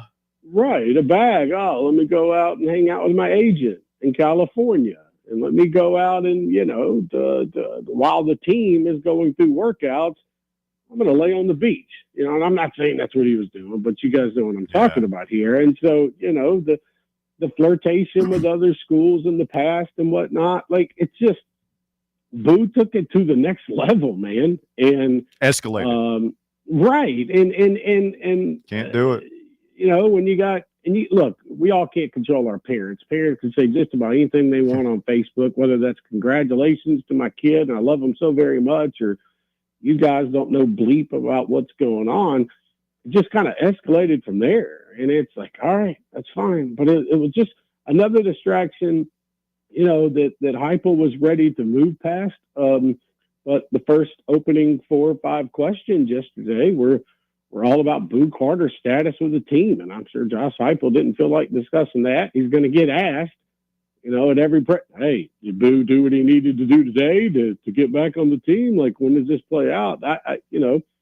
I would think people will probably stop asking questions, and there's a good chance that a part of this means that he's not playing against Syracuse in the opening game of the year. So we'll see where it goes. But I guess the bright side is, if you're a Tennessee fan, and everybody knows how good Boo Carter is, okay? But the bright side is that he's around the team, he's around the program, he's working his way back. Now can he get in the good graces to be allowed on the field and start going with those guys to get ready for the season?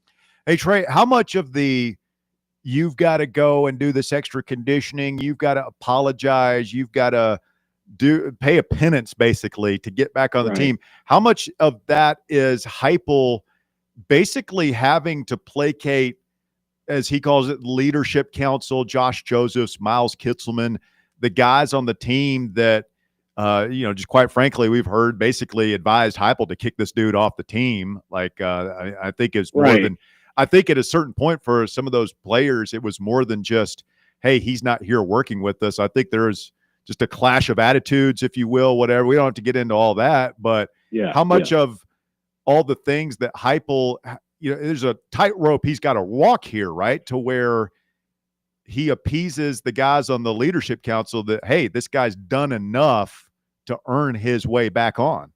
Well, from kind of what I'm told is that the players will know it as well, meaning the players will see it. They'll be able to, go to Heupel and say, all right, look, we think he's done enough. He's earned his way back.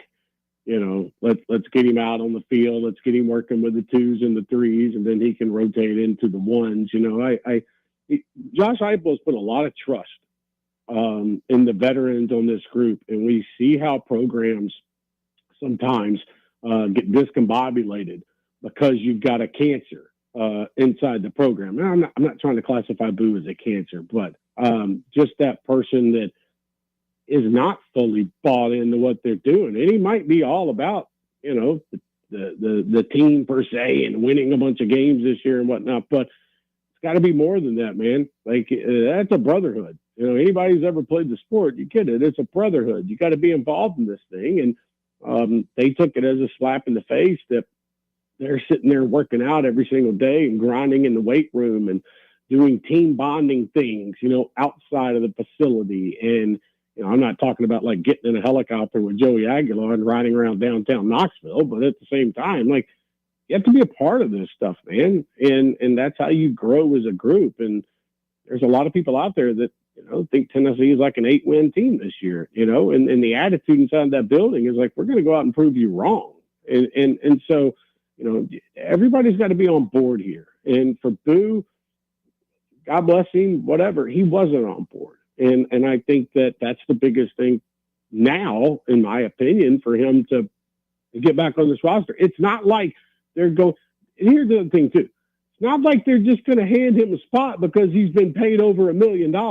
You know what I mean? Like, there's there's clauses in these contracts now, by the way, that can allow payments need to be rescinded or, kick rocks type of ordeal. So this is not a money thing, so I just look at it overall, and I think everything that's gone down, like last year, you guys, there wasn't a lot of stuff about James Pierce, but James Pierce wasn't the best person to be around for the entire year. I'm not saying he was a bad person by any stretch of the imagination. Well, there was a reason he wasn't starting those games.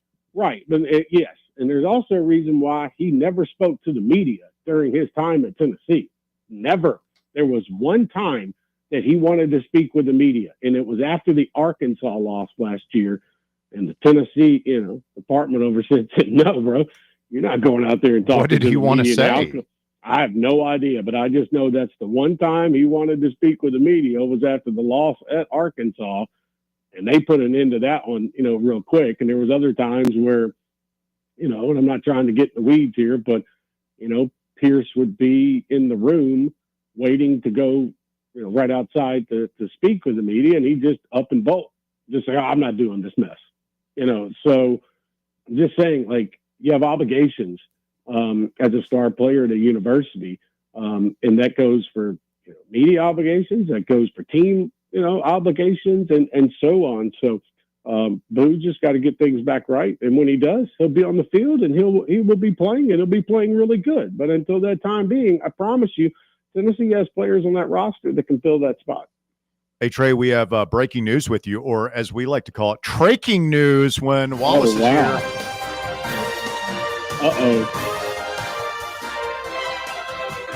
John Heyman of MLB Network reports that the Mets have traded former Vols Blade Tidwell and Drew Gilbert to the San Francisco Giants in exchange for right-handed pitcher Tyler Rogers. Holy crap. Okay. Well, that's actually being the way the Mets were, that actually might be some good news. I mean, I'm not an MLB fan per se, but I did get to go see them while they were playing in Syracuse for the minor league team, the AAA team up there. So, I mean, you go from New York to San Francisco. I don't think that's that bad of a trade, if I'm being honest with you. No, and I mean the Mets are good, and they've obviously they've got a lot of money invested in there, and hopefully, particularly Gilbert, I'm hoping that this will be his path to the big leagues. I mean, this is the second time he's been traded. Yeah, I think that in following those players, I think that this would be the next step. You know what I mean? Like that, if you're not going to get on the field there, and it especially depends on what the Mets got back for him and whatnot like that. But it gives you the good opportunity. And Blade, I follow what he's doing what he was doing up at Syracuse before and called up, and then whatever he was done then. And the kid's got an arm, man. So that's some good traking news that y'all put out there today. I appreciate that. I feel like the Giants are a lot better run organization, aren't they? Than the Mets? Doesn't it feel like? I mean, but I think it's outside perspective about the Mets. I think is what kills them the most. The Mets are very good this year. They're winning their division. They're going to have something to say about it. So we'll see. Maybe I don't know if it's a better run organization, but I mean they're not as good a team. So hopefully that translates to an easier path to the playing field. It's also interesting to see how many former Tennessee players are just in the news for Major League Baseball. Like Saturday night at Bristol, man, you got Chase Burns that is supposed to get the ball, which is, going on. Yeah, what I'm saying is that for a program like Tennessee that started where they were with Tony Vitello, it seems like, at least every other day you're sitting here talking about, some kind of Tennessee baseball player that came through the system. So that's a testament to what Tony V's doing. And I heard you guys talking earlier. Yeah, it's not just tomorrow or Friday that Tony V is going to be at Bristol. He's going to be there on Saturday, I'm told, as well, for the game itself. So that'll make for some interesting television, by the way. And you were there over the weekend? Yeah. Got to see the field? Yeah. Looks pretty cool. It's neat, man. Like it is kind of cool. It's like the first time that I went in for the football game. When Tennessee was playing Virginia Tech. Like, it's neat. Now, look, if you're going, please understand that you're going for the experience and to not be able to clearly watch a baseball game that is playing out in front of you. Like, you can watch the Jumbotron that's hanging above the field, which I'd imagine batters are going to have a hitting practice against because it's literally hanging over the third base, kind of outfield third base line, which is going to be fascinating to me to see. But yeah, it's 85,000 people is what they've said ticket wise. And it's pretty darn neat, man. Like, you got the batter's eye, but then the outfield is, if I'm not mistaken, it's like an LED type of television where you can also potentially see like replays and stuff in center field. They wouldn't let us. This is the funny part, and I can say this now. They would not let us see the locker room set up at Bristol when we were there because they did not want to upset the Major League Baseball players for just how atrocious they are. Oh, wow. But it's a one-time thing, man, guys. it's a bunch of tents. Yeah. It's literally 3 tents set up. They've got an indoor batting cage, an indoor pitching area, and then they've got the locker rooms, which are literally just tents set up, kind of like what they had with Tennessee and Virginia Tech there.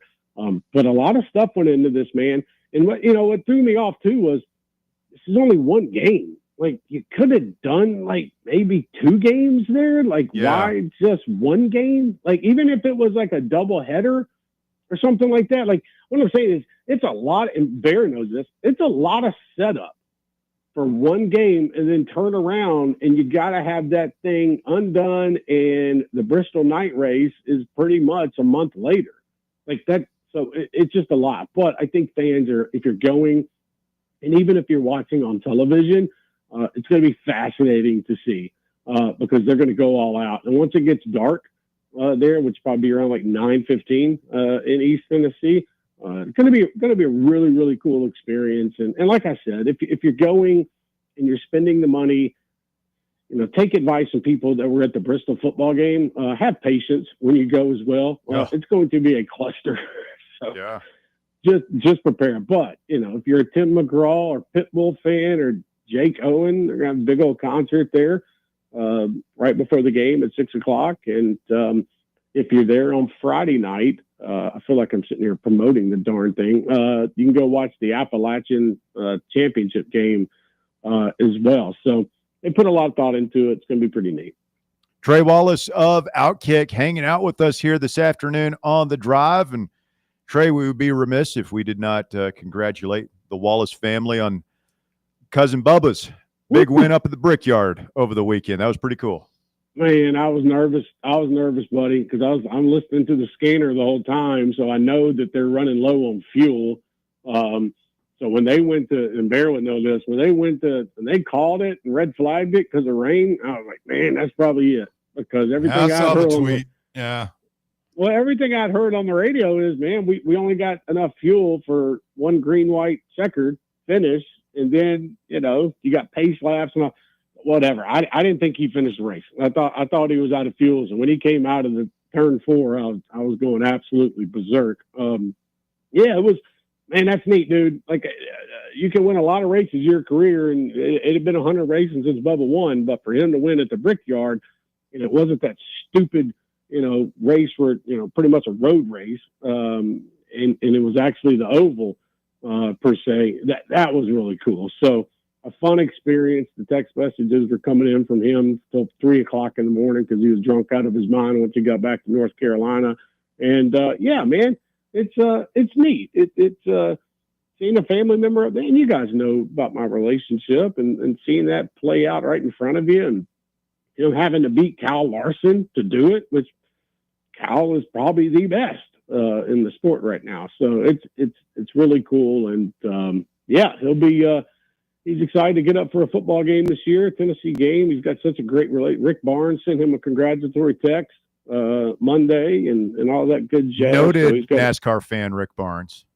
Yeah, from Hickory. Big NASCAR guy. Yeah, big NASCAR guy. So it's yeah, man, it's been a whirlwind. It's been a lot of fun, man. A lot of fun. Thank you.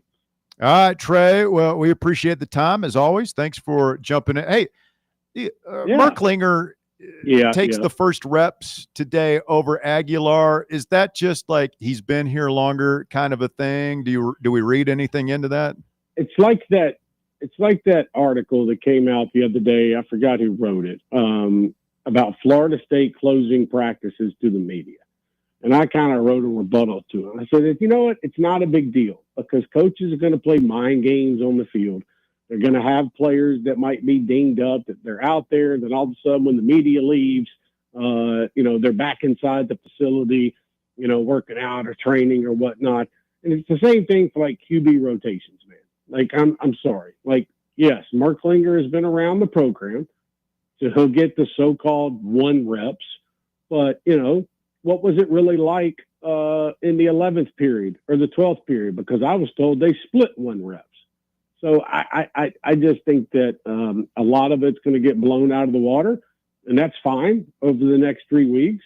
But I expect Joey Aguilar to be the starting quarterback when Tennessee takes the field against Syracuse in Atlanta. And he's already proven himself and the folks I've spoken with. And it's no offense to Mark Klinger, by the way. It really isn't. But you've got a young man who's got 4 years of starting quarterback experience that comes in, and, you're also not paying him over, I won't say the exact number, but you're not paying him over $1 million to come ride the pitch. And I know how much they're paying Mark Klinger, and I get that part. But at the same time, it almost feels like Merklinger is going to have to win the starting job over Joey compared to where things kind of stand, in my opinion, where I think they have a lot of trust in Aguilar, and they're not going to come out and name Joey the starting quarterback like next week or anything like that. But if you had to hook Josh Heupel and Halsey and the guys on the offensive staff up to a lie detector test, I think that bad boy would go off if they say that Joey was not their guy as of right now. Yeah. So, I mean, Merklinger is going to have his opportunity, but he's going to have to take it from him. Yeah. I mean, and that could happen. I mean, and let's be honest with each other, man, that could happen 3rd, 4th game, 5th game of the year if things aren't going right. Like, we've seen QB situations play out in this town, man. We'll go back to the Milton thing, with Hendon. Who's to say Merklinger is not some gamer, when he gets in. So what I'm getting at is that, Josh and them are going to give them both as many reps as possible to try to prove it, and then they'll make their decision. But again, when Georgia comes to town or something along those lines, I mean, anything could happen. So I think that it's going to be fascinating to watch, but I will say that it just feels like, in talking with some folks, it's kind of Joey's job to lose, even though they might want to present it as some 2-person fight. All right. Well, we'll see how it all plays out. Yep. Trey Wallace of Outkick. Trey, always appreciate it, my friend. We'll be checking in with you again soon, I'm sure. I look forward to it, boys. Love you guys. Have a great rest of the week. All right. Love you too, Trey. Trey Wallace, former co-host of The Drive, now doing great things with Outkick. Yep. Cousin Bubba won the Brickyard. He's won a major. It's one of the 4. Oh, that's a major now? Oh, yeah, the Brickyard 400. But they've been Daytona racing there 500. for about 20 years, right? No, all the way. It's like 30, almost 35. At the Brickyard now? They started in like the early 90s. 94 really? Maybe, yeah. I didn't know that. Yeah. I thought it was more recent. So the 500, the Brickyard, Talladega, and Darlington. Darlington is considered a major? Yeah, pretty sure. Didn't they stop racing there for a while? I don't think so. What am I thinking? What's the other track? Rockingham, yeah. They've had some legendary races at the Rock, but it just they didn't have the investment in the facilities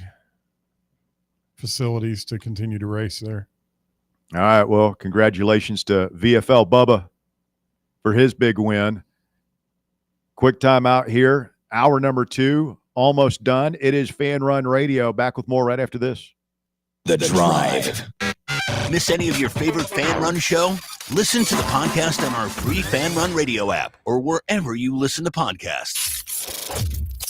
Knoxville, mark your calendars. Fan Run Night at the ballpark is back. Join us Wednesday, August 6th at Covenant Health Park. as the Knoxville Smokies take on Biloxi and we take over the stands. It's all you can eat night, so make sure to bring your appetite. Plus, we're hooking up the fans with exclusive Fan Run swag giveaways you won't want to miss. Come hang with the Fan Run crew, rep your team, and enjoy a summer night of baseball, food, and fun. Fan Run Night, August 6th. Be there. Here's more with Dr. Stephen Malone from Knoxville Smiles. So in the past, we've talked about salivary testing and how that can benefit your overall health. And today we're talking about nitric oxide levels. And people don't talk about that in dentistry very much. It's a new thing. So what we're learning is that mouth breathing is detrimental to your health, and we should think about nasal breathing as a priority. And sometimes we have structures in the mouth that keep people from being able to breathe through their nose. And there's things we could do with orthodontics, possibly surgery. There may be some bone in the mouth that is overgrown in the floor of the mouth that can affect where your tongue position. It makes it hard to breathe through your nose. And people think that's all about sleep apnea, but it could be about just the way your circulation works. As we get older, the nitric oxide levels decrease anyway. So we don't want to make that worse by not having the proper structures. Today in dentistry, we're looking for that, and we're trying to do things to help people. So sometimes straightening your teeth and giving your tongue space is a health issue, not a cosmetic issue. So if there's something that we could do to try to help you figure that out, that's what we're trying to do every day. Schedule your appointment online today at KnoxvilleSmiles.com. Smile brighter with Knoxville Smiles. Running a business, coaching a team, planning your next big event, you need more than just gear. You need SM Athletics and Logo Solutions. Custom uniforms, branded apparel, promotional products, done right, done fast, and built to show off your brand with pride. From local businesses to high schools to major universities, SM Athletics is trusted by winners. Get real service, get real quality, get noticed. SM Athletics and Logo Solutions, where your brand comes to life. Visit smathletics.com and let's build something great together. Good afternoon. Still dodging some rain showers out here in certain areas of East Tennessee. Give yourself a little bit of extra time as traffic gets heavier north on 75 on up into Anderson throughout Campbell County. West Knoxville traffic's doing what it normally does this time of the afternoon, starting to get a little bit heavier 40 east and west over the top of West Hills. Hey, turn your gold and silver coins into cash right now. Where? Fountain City Jewelers, located in the heart of Fountain City, right next to Litton's. I'm Commander Chuck with your on-time traffic.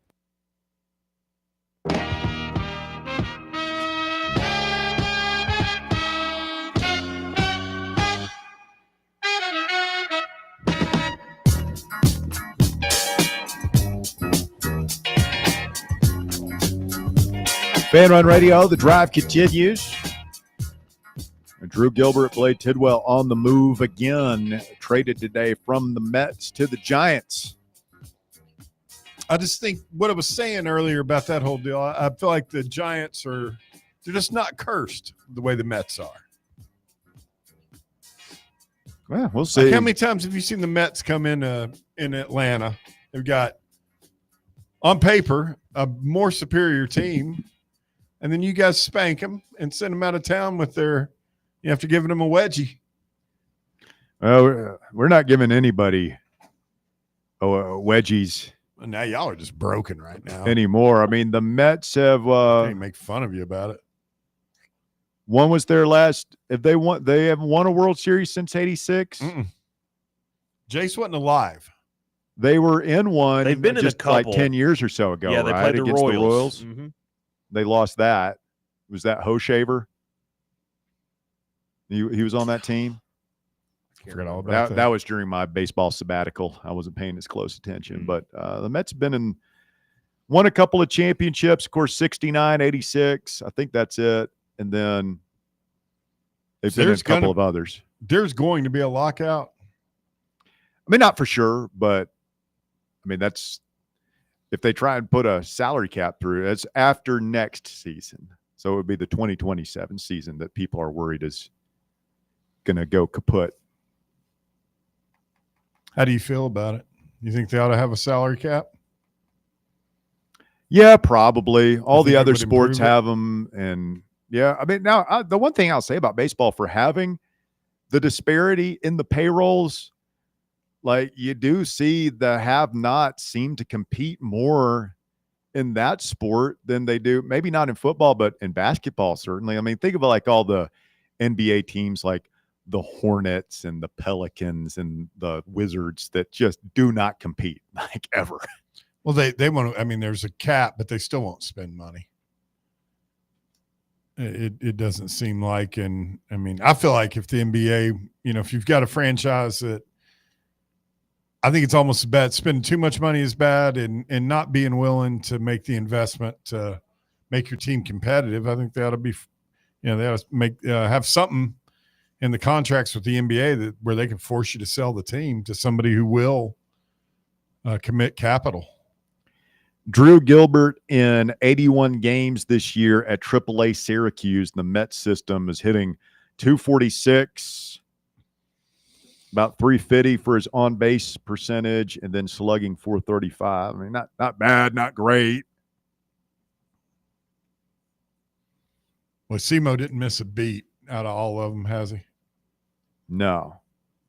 Him and I mean, other than when he broke his arm last year, I mean, Beck pretty much went straight to the top and was ready to rock and roll. And then Tidwell is like, he's been up a lot here the past year or so with the Mets. So hopefully he finds more opportunities to pitch for the Giants. I imagine that was Gilbert was a sweetener, but Tidwell was he's a good arm to trade for. They get to pitch at a beautiful ballpark in Oracle. I know that. Their taxes have just gone up. They're making a lot less money. Well, I guess New York is about the same, right? Yeah. Syracuse and New York. Tommy Davis says the crown jewels of NASCAR are the Daytona 500, the Coke 600, the Brickyard 400, and the Southern 500 at Darlington. Yeah, that's it. I'm sorry. It's Charlotte? not Talladega. It's the World 600, the Memorial Day race. I refuse to call it the Coca-Cola 600. Why? Because it's not. It was always the World 600. I've known it as the Coke 600. I have too. They did did 600 laps or 600 miles? 600 miles, longest race. It's a long race, man. On an oval? Yeah, it's super long. There's a salary cap. No bathroom stops. I mean, come on. No. It's usually still really hot, so I doubt those guys have to pee.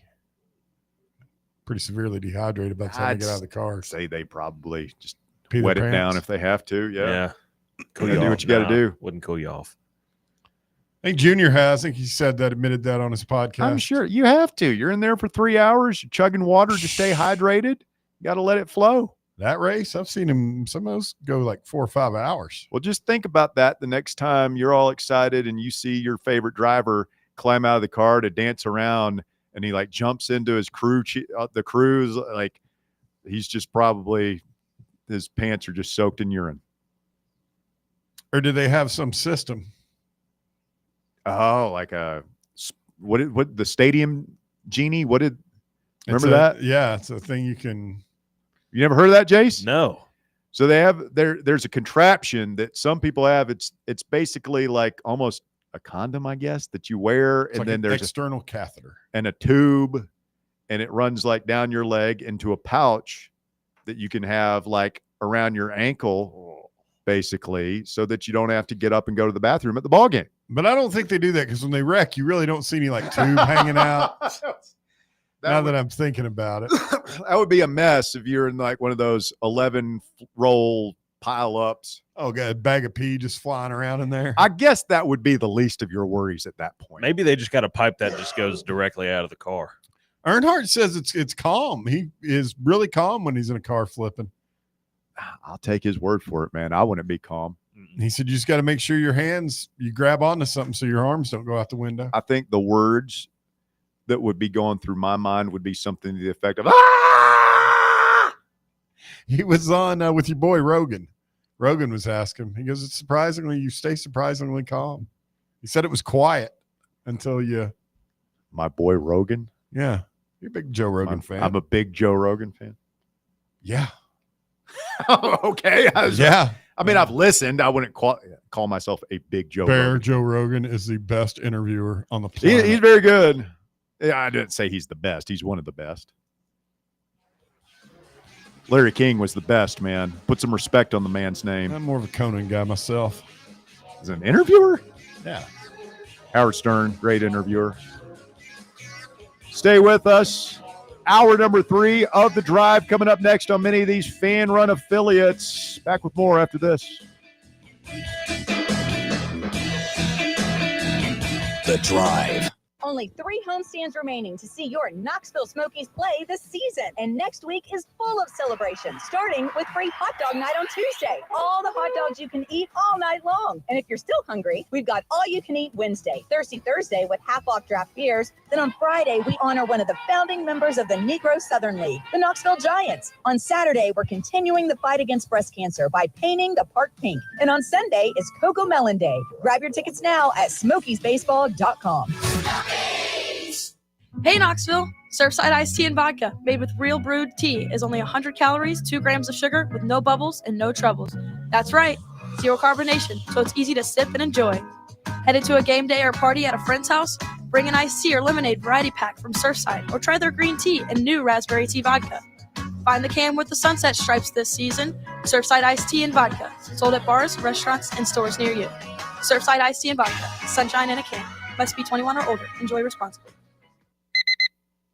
Airlines have just reduced their prices even more. Book 30 days in advance and save big. Want the absolute lowest prices on your airline tickets? Then call the Low Cost Airlines Travel Hotline right now. For prices so low, we can't publish them anywhere. The only way to access our low rates and save up to 70% is to call. Save hundreds on your vacation tickets by calling right now. You can fly anywhere in the world and pay discount prices on your airline tickets. Book a flight today to London, Paris, Madrid, or anywhere else you want to go and pay a lot less guaranteed. Call the International Travel Department right now at Low Cost Airlines. 800-631-1754. 800-631-1754. 800-631-1754. That's 800-631-1754.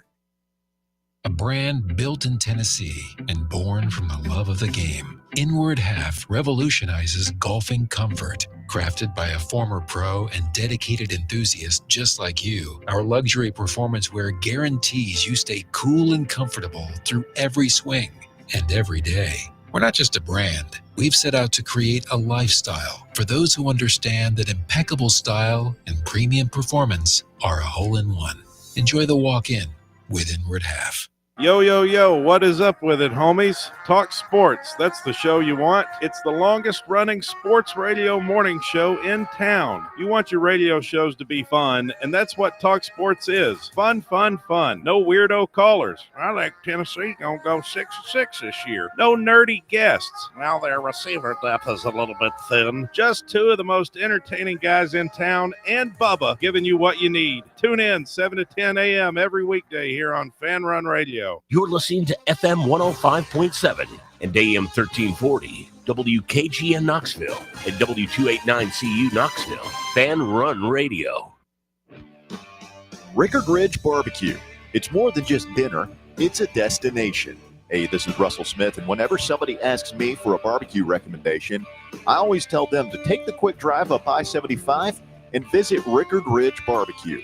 Rickard Ridge is about a 20-minute drive up I-75 from downtown Knoxville. Just take exit 134 in Caryville, hang a right, and Rickard Ridge is tucked just inside Cove Lake State Park on your left. You can't miss it. Fall off the bone Memphis-style baby back ribs, slow-smoked chicken thighs, fresh, juicy, hand-cut steaks. Rickard Ridge has it all. And this ain't no Yankee chain store fly-by-night operation either. Owner Mark Rickard has spent years honing his smoking skills in Memphis, and his secret recipe and techniques have been driving East Tennessee wild for years. So make time to check him out. Rickard Ridge Barbecue inside Cove Lake State Park and online at rickardridgebbq.com. It's time for The Drive's Top 5 at 5. Quinn time on your Wednesday, 5 o'clock here on Fan Run Radio. Russell Smith back with you alongside Bear and Jace Brown. He's got the top 5 at 5, brought to you by Knoxville Smiles. Jacer, hit it. Thank you. At number 1, preseason camp is officially upon us as we are just 31 days from kickoff in Atlanta up against Syracuse. Some notes from today's opening practice. Defensive back Boo Carter stretched with the team before doing some solo work for the rest of practice time, not being active outside. And quarterback Jake Merklinger worked first with the first-team receivers before splitting some first-team reps with quarterback Joey Aguilar, and wide receiver Chris Brazel was out of action today. Don't like that, Russell. No, Brazel being out. Yeah. Trey Wallace saying last hour that his sources inside the program tell him that even though Merklinger's taking the first reps at QB, that it's Aguilar's job to lose. So I wouldn't say I'm surprised. That's Trey's take on the situation.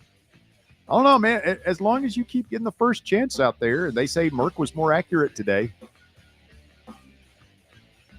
you're going to have an opportunity. Yeah. He said that he was wanting to see which guy just grabbed it. At number 2, ESPN's Teron Davenport reports after 2 days of less than stellar play by the Tennessee Titans offense, rookie quarterback Cameron Ward had some choice words about their performance. Quote, I just think we're very mid right now, Ward said on Wednesday. Quote, at the end of the day, it all starts with me. Ward was intercepted 3 times on Tuesday, giving him 4 over the past 2 practices. Very mid. I mean, that's not necessarily alarming as a Titans fan. This is just sort of where we are as a franchise. Is like mid at this point is actually relative to the expectations. It's like, well, we were terrible last year. So if we're mid, like that's actually a step up. And you've got a rookie quarterback. So he's supposed to get a lot better over the course of training camp. So maybe that's not the worst thing in the world. Oh, how pathetic is that? Yeah, you don't the NFL is not the place to be throwing late and short. Yeah. At number 3, the NBA will play at least 6 regular season games in Europe over the next 3 seasons, starting with a pair of games between the Memphis Grizzlies and Orlando Magic this season. The Grizzlies and Magic will play in Berlin on January 15th and then London on January 18th. The NBA will play games in Manchester, England, and Paris in 2026-27, then return to Berlin and Paris in the 2027-28 season. Where are they playing in Manchester? The Etihad? I believe so. The venue, you think about going? You're going to see some NBA basketball in Manchester? Oh, I thought you said football. Basketball. No, NBA, sorry. yeah. No, I don't know where they play in Manchester. Definitely not the Etihad. I wouldn't think so. At number 4, Gilbert Arenas was arrested Wednesday in connection with a federal indictment that alleges the former NBA star hosted illegal high-stakes poker games at his mansion in Encino, California, according to a release from the United States Attorney's Office of Central California. Arenas is officially charged with 1 count of conspiracy to operate an illegal gambling business, 1 count of operating an illegal gambling business, and 1 count of making false statements to federal investigators. He is scheduled to make his first court appearance and be arraigned in U.S. District Court on Wednesday afternoon. So they're saying that he hosted the game? Yes. And he was taking a rake, I think is what they call it. Didn't he have a thing where they were playing poker in the locker room with the Wizards and him and Bradley Beal like brought guns to the I'm not sure if it was over that absolutely happened. Yeah, he did bring a gun, yes. Yeah, Brad, and I mean Gilbert Arenas is nuts. He said, pull your gun out. He wasn't backing down from him. Well, it's good to see that he's learned his lessons around gambling and violence. I don't think anything was violent. The big mistake he made he had was a gun.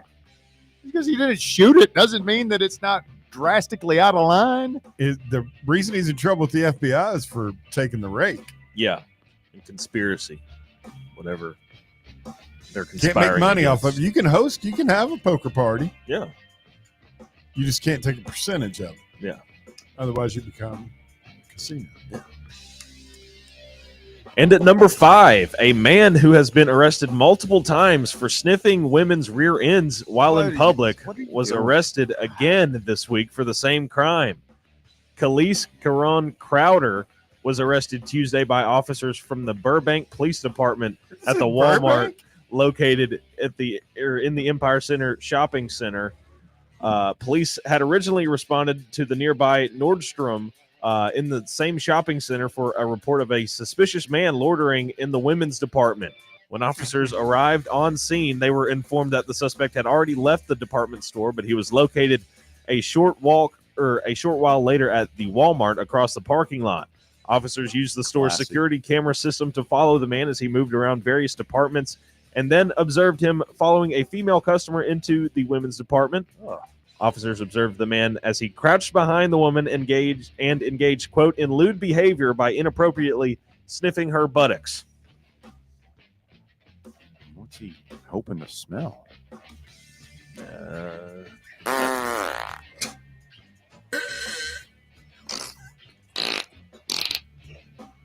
I mean, you just like put your nose right up there? Yeah, I mean, and it says he is a repeat offender. He's been arrested for this before. That's not creepy at all. No. You know this kills the new guy when you pull this one out. What? Hand it to me. And you just get some random chick. Yep. Get nose right up. I mean, good grief, man. You're lucky you don't get maced or worse. A lot of bras know how to throw a punch these days. Get you jaw broke. He would deserve it. Yeah. Is that it? That is it. Thank you, Jace. Have you seen the videos of the guy who goes around with a handheld device that makes different farting noises, and he has somebody filming? I mean, I feel like that's a trick as old as time. Leslie Nielsen was into that. Have you ever seen those? No. You haven't seen that? No. Oh, just check out like Leslie Nielsen interviews. I have seen that interview. Like whenever he was promoting a film, and you know they'd have to sit for those. That thing? Yeah, he would always have a fart machine, and like there's all sorts of YouTube videos. Stare at you while he's doing it, dead faced. Yeah. What you talk about coming up here in just a few minutes? Stay tuned for your cue to call. We're about 9 minutes out from that. Timothy says it was Javaris Crittenton, not Bradley Beal, that Agent Zero got into the near gunfight in the locker room. I'm pretty sure he said, "Go get your gun." I watched a video on that whole deal recently. NBA's done a good job with like all these. They've generated a lot more interest, I think, by all their podcasters they've got now. Some of these funny stories. You ever go down that video time waster? Well, they've done what all sports are doing now. You get a couple of former players, and you get some cameras, and you just tell stories about the good old days. And that's good content. Well, yeah, and they're just hysterical stories. My favorite is probably Teague, just because he's been in the periphery of almost every major NBA thing in the past 20 years. What you talk about coming up here in just a few moments, we will be taking our second Champions League winner today. The winner will get fabulous gifts and prizes, free chicken wings from our friends over at Buckethead Tavern, which is always a wonderful prize. I know Rando is very excited about his, who will join some random guy in What You Talking About Champions League. Stay tuned to find out. Your cue to call coming up here momentarily. Tennessee, first practice of the season earlier today. Boo Carter cited. Jake Merklinger having a big day. And Jermon McCoy also seen running at practice. The headlines coming out of practice number 1 for the Volunteers. Let's go back to the busy phone lines and talk to DR Vol. Good afternoon, DR. What's going on, guys? You know, my algorithm right now is just caught up. You're talking about old interviews. I can't get enough of the interviews from the wrestlers from the 80s and the 90s, hearing all those stories. Like Andre the Giant, of course, Hulk Hogan died. I'm getting to hear a lot of that. And honestly, it's giving me an itch to be a wrestling guy. Maybe start watching it again. I went down the old ECW rabbit hole the other night. New Jack and Sandman and just all the insane stuff those guys did. Have you guys seen the previews for this Netflix show where they go behind the scenes with WWE? Oh, yeah. It's that awesome. looks interesting. You need to watch it. Like, Is that out? I haven't watched rest. It's on Netflix. Oh, it's out now? Yeah. Oh, I got to check this out. What's it called?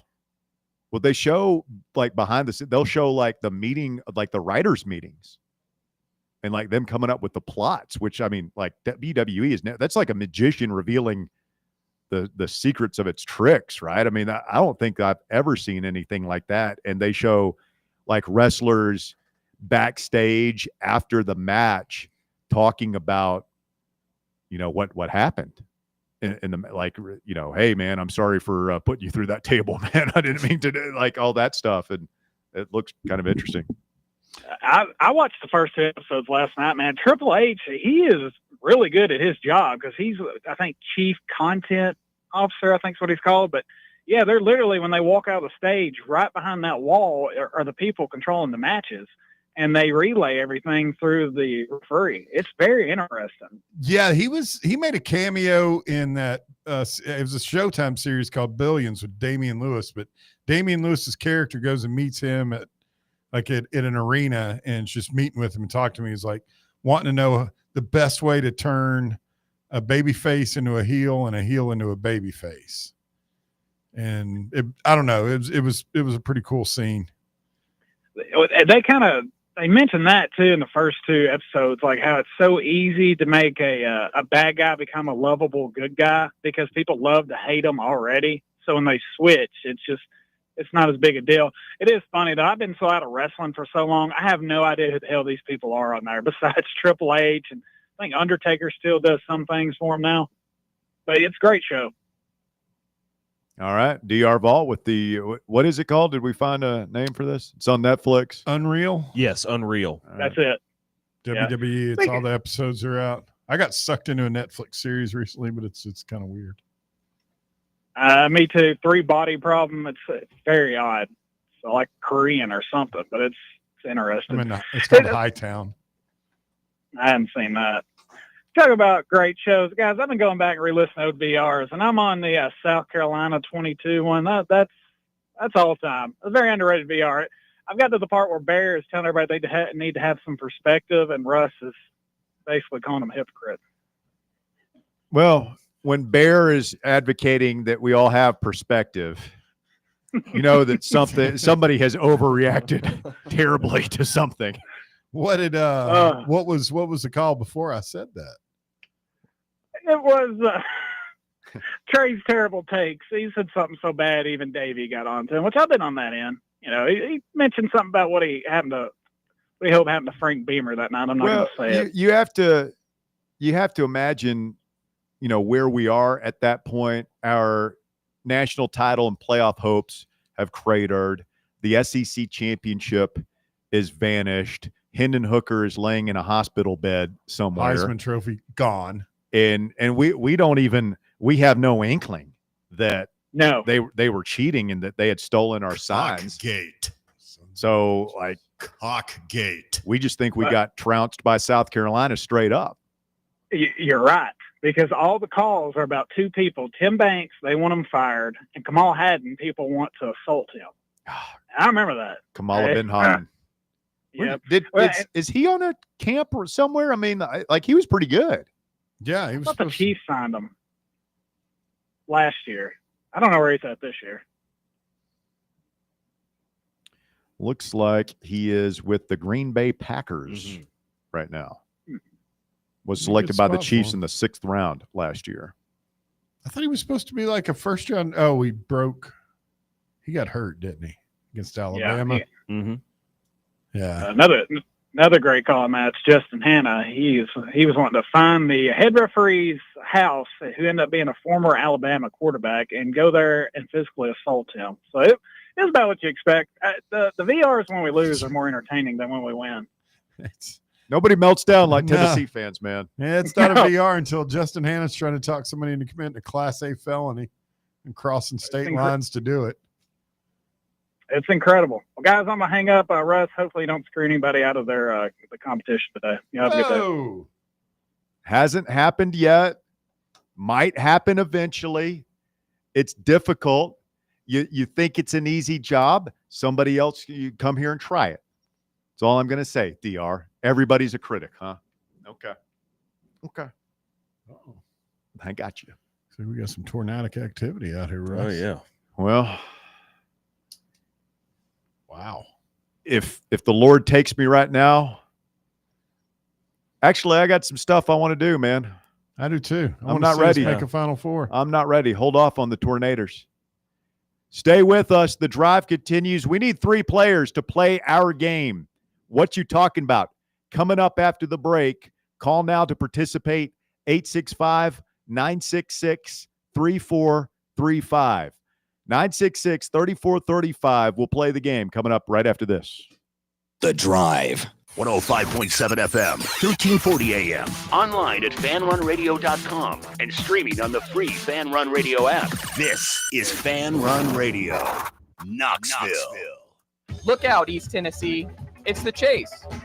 Right here on Fan Run Radio and Fox Sports Knoxville. Join me, Tennessee sports renaissance man, Chase Thomas, and the biggest rising stars in Tennessee sports media like Ryan Shumpert, Ethan Stone, Brian Sylvia, Caleb Jarreau, William Pattison, and so many more folks every weekday from 1 to 3 p.m. on WKGN's newest show, where we talk all things Tennessee Vols and always take your calls. Citizens National Bank.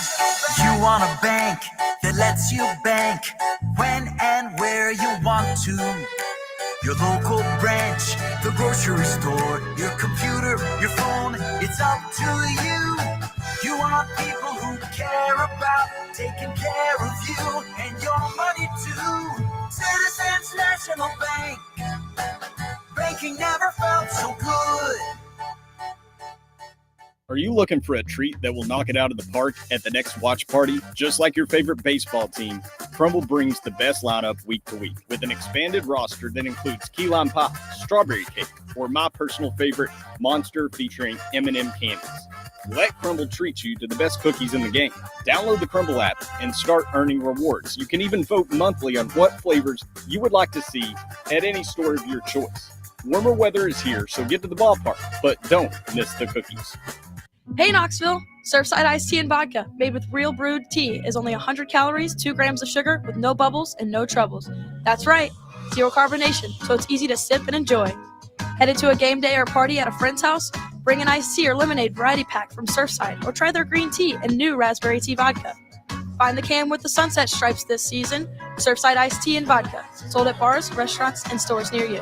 Surfside iced tea and vodka, sunshine in a can. Must be 21 or older. Enjoy responsibly.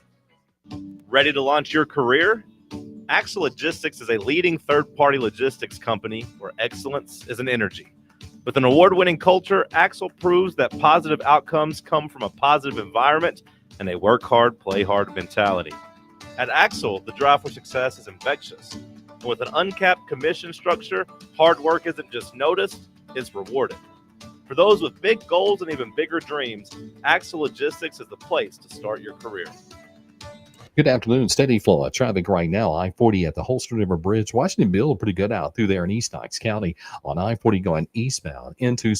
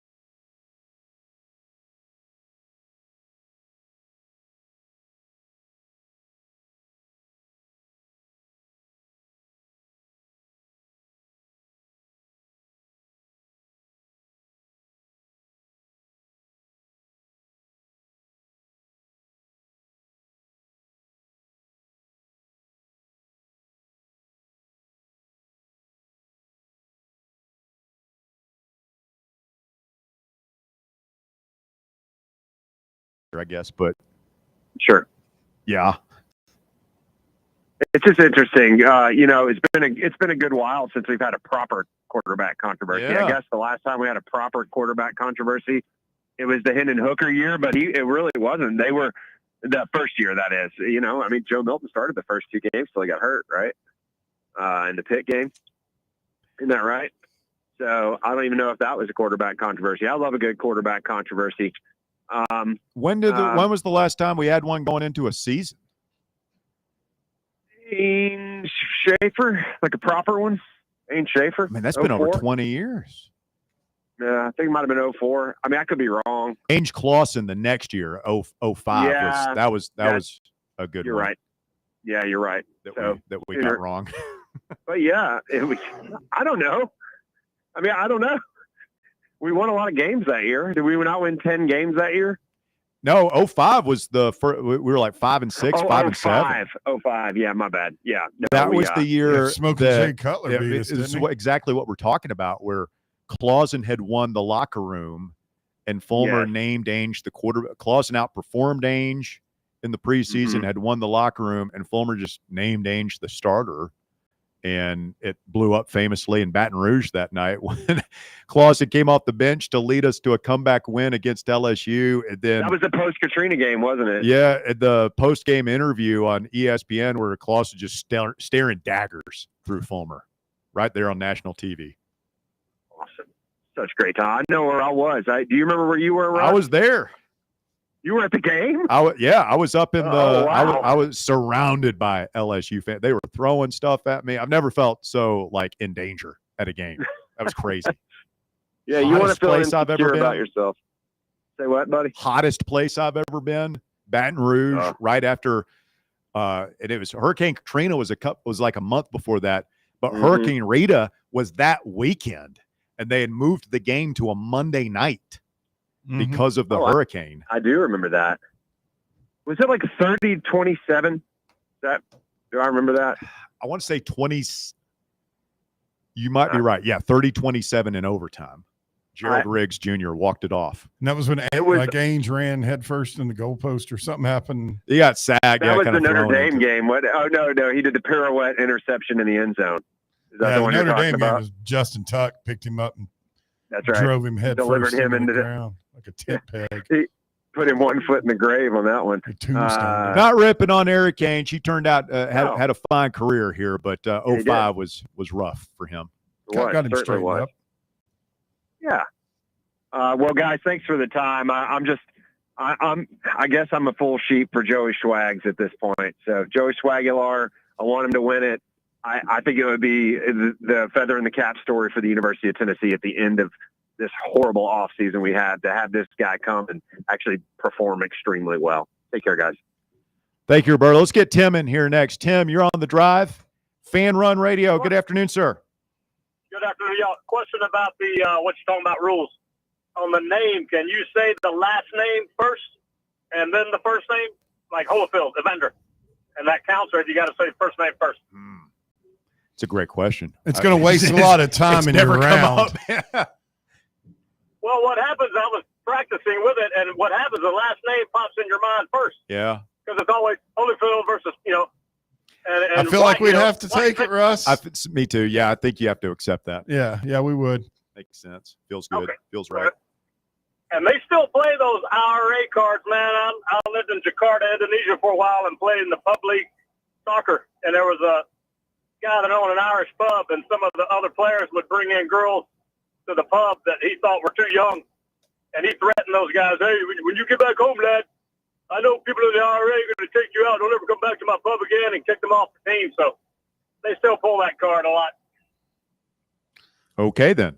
I don't imagine they're any less dangerous than they used to be. I don't know if you realize this. Irish people are known for their aggression and fighting ability. Feel like you're generalizing. Really? Man. Thank you, Tim. We appreciate it.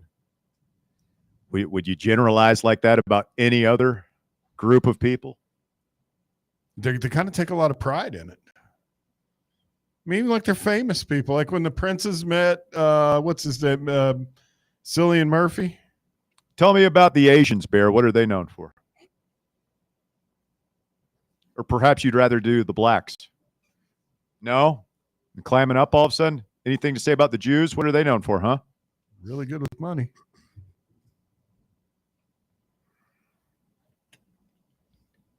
Oh, yeah. That's the thing, huh? Wow.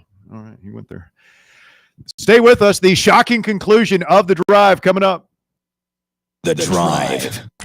Follow us on Twitter or X or whatever they're calling it these days at Fox Sports Knox, Fox Sports Knoxville, Fan Run Radio.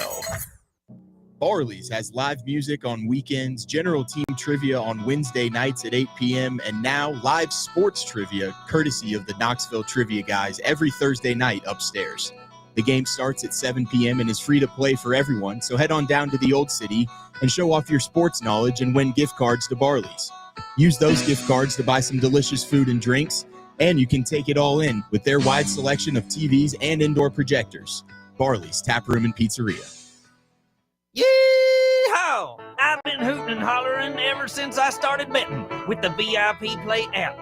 VIP Play has more than 200 leagues, every bet type you can imagine, live betting and live hosts, all with 24/7 support from real live people when you need them. Start betting better with the VIP Play app today. Don't be a better, be a better with VIP Play today. Download VIP Play today or head to VIPPlayApp.com. Make sure you use the promo code FANRUN to take advantage of their welcome bonus and so they know that we sent you. Gambling problem? Call 1-800-8899-789. Must be 21 or older and located in Tennessee to bet. Located in Knoxville's historic Old City, Barley's offers great food, live music, the best draft beer selection in town, and now your new favorite place to watch sports.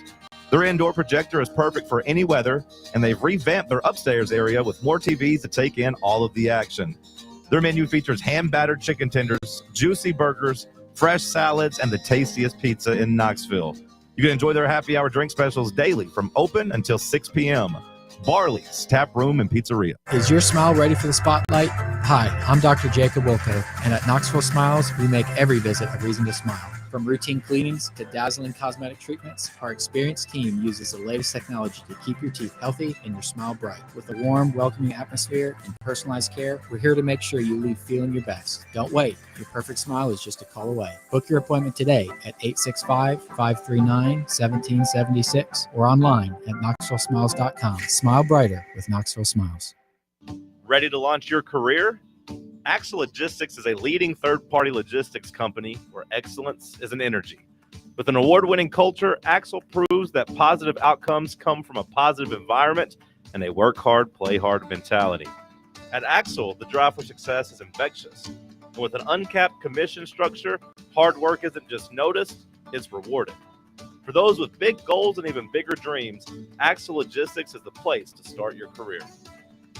Good afternoon. Pretty busy now on all the major outbound routes, especially trying to get through downtown Knoxville, 40 east and westbound. Here at 275, it's a steady flow of traffic across the Holston River Bridge right now as it gets heavier on 40 east out through East Knox County, pushing on out into Sevier County. If your check engine light comes on, Knuckle Busters Amco will check it out absolutely free. Google search Knuckle Busters Amco in Knoxville. I'm Commander Chuck with your on-time traffic. What is love?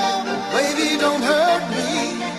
Don't hurt me no more. Baby, don't hurt me. Don't hurt me no more. Fan Run Radio, The Drive continues, wrapping up Wednesday afternoon edition of the show. Russell, Bear, Jace getting ready to clear out of here and make way for the slate. Who has a full slate coming up next here on the program? Getting some pushback from what you're talking about. Pluto no longer a planet. Yeah, I thought about that. I thought it got reinstated. But it didn't really affect it because you were trying to get him to say Pluto. Yeah, it doesn't matter. And he got it right because only astronomy dorks like this guy and myself knew that it wasn't a planet anymore. Russell Sherman did exactly that to the south, shot cannons into civilians. He did. He burnt. They were what was it, like 10 miles wide, a 10-mile wide swath all the way down through it. They burn Atlanta. There's nothing left in their wake but ash. William Tecumseh Sherman. I mean, Civil War, man. You big Sherman fan? What do you think the troubles were, buddy? It was never declared a war. Could have fooled me. I mean, if you're killing women and children and bombing, I mean, they killed they bombed Lord Mountbatten on his boat. Lord Mountbatten is like, that might be the best British royalty name. Lord Mountbatten. Yeah. Prince Charles's granddad. Not nice people. Texter wants to know, does Bear have anything better to do with his life than watch videos all day? I do, and I do. I feel like we all talk about videos. I watch a lot. Yeah, me too. So probably too much, but I get sucked in the phone zone. What else? They're pretty funny people over there on the message board today. This isn't a message board. This is a text box. Text box, whatever. You know what the hell I meant. Texter says, is this show ever going to stop mentioning Heupel choosing Milton over Hooker? Everyone who saw them, including former players, say Hendon was in the spring and fall camp. Let's not forget Hendon was benched at Virginia Tech. He didn't pick Milton over Caleb Williams or somebody like that. No, I'm not going to stop mentioning it because it happened. It happened. And the guy immediately pretty much turned into it was a serious upgrade. It's like, if we're not talking about like one scrimmage or a spring game, we're talking about you had the entire. Hendon came here in like January that year. He committed to Pruitt. You had 8 months to evaluate him, and you didn't see at some point that like this dude might have been better. Might be a gamer. No, I'm not going to stop talking about it. Like, he got it wrong. Like, we all love Josh Heupel. Yeah. Loyal to him. But like, he got that one wrong, man. You're the head coach. You got to be able to identify the best quarter. It's not like it was particularly close, okay? We saw Joe the next year. He wasn't terrible, but he was not Hendon Hooker, not by a long shot, okay? I mean, Hendon ended up having. I refuse to believe that Hendon was just so bad for the entire 8 months, spring practice, summer workouts, fall camp, like that. You just had no idea that he wasn't better. Like that, to me, that's on Heupel and Golish. Absolutely. So, like, I'm not sitting here. I'm, terrified that Heupel's going to get it wrong again. But I hope that he learned a lesson there. And I think he probably did, man. He's a smart guy. Yeah. You're Halsley out there yesterday saying, hey, we've got new stuff to combat the teams that want to drop 8 against us. He's changed the way he plays defense. He changed the way he played offense last year to do what he had to do to win games. He's a pragmatist. He'll figure it out. But, yeah, I'm always going to wonder, what would have happened that first year if you had named Hooker the starter from the get-go, if you'd never gone after Milton because you'd seen what you had in the spring and it's just Hendon Hooker's team and he starts and you probably win that first game against Pitt. Maybe you beat Florida down there. I mean, who knows? Maybe we're shot out of a cannon in this thing. Yeah. I don't think it's disloyal to ask those questions. All right, coming up tomorrow on the show, Ryan Shumpert was at practice this morning. We're going to get him on the program tomorrow. It's been a while since we've talked to Shump. We'll get his thoughts on that. Maybe talk some baseball with him as well, with Tony V headed up to Bristol this weekend. And we will have another chance for you to qualify for What You Talk About Champions League in hour number 3. All that and much, much more coming up tomorrow right here on The Drive. For Jason Bear, I'm Russell Smith. Have a great evening. We've got the slate coming up next.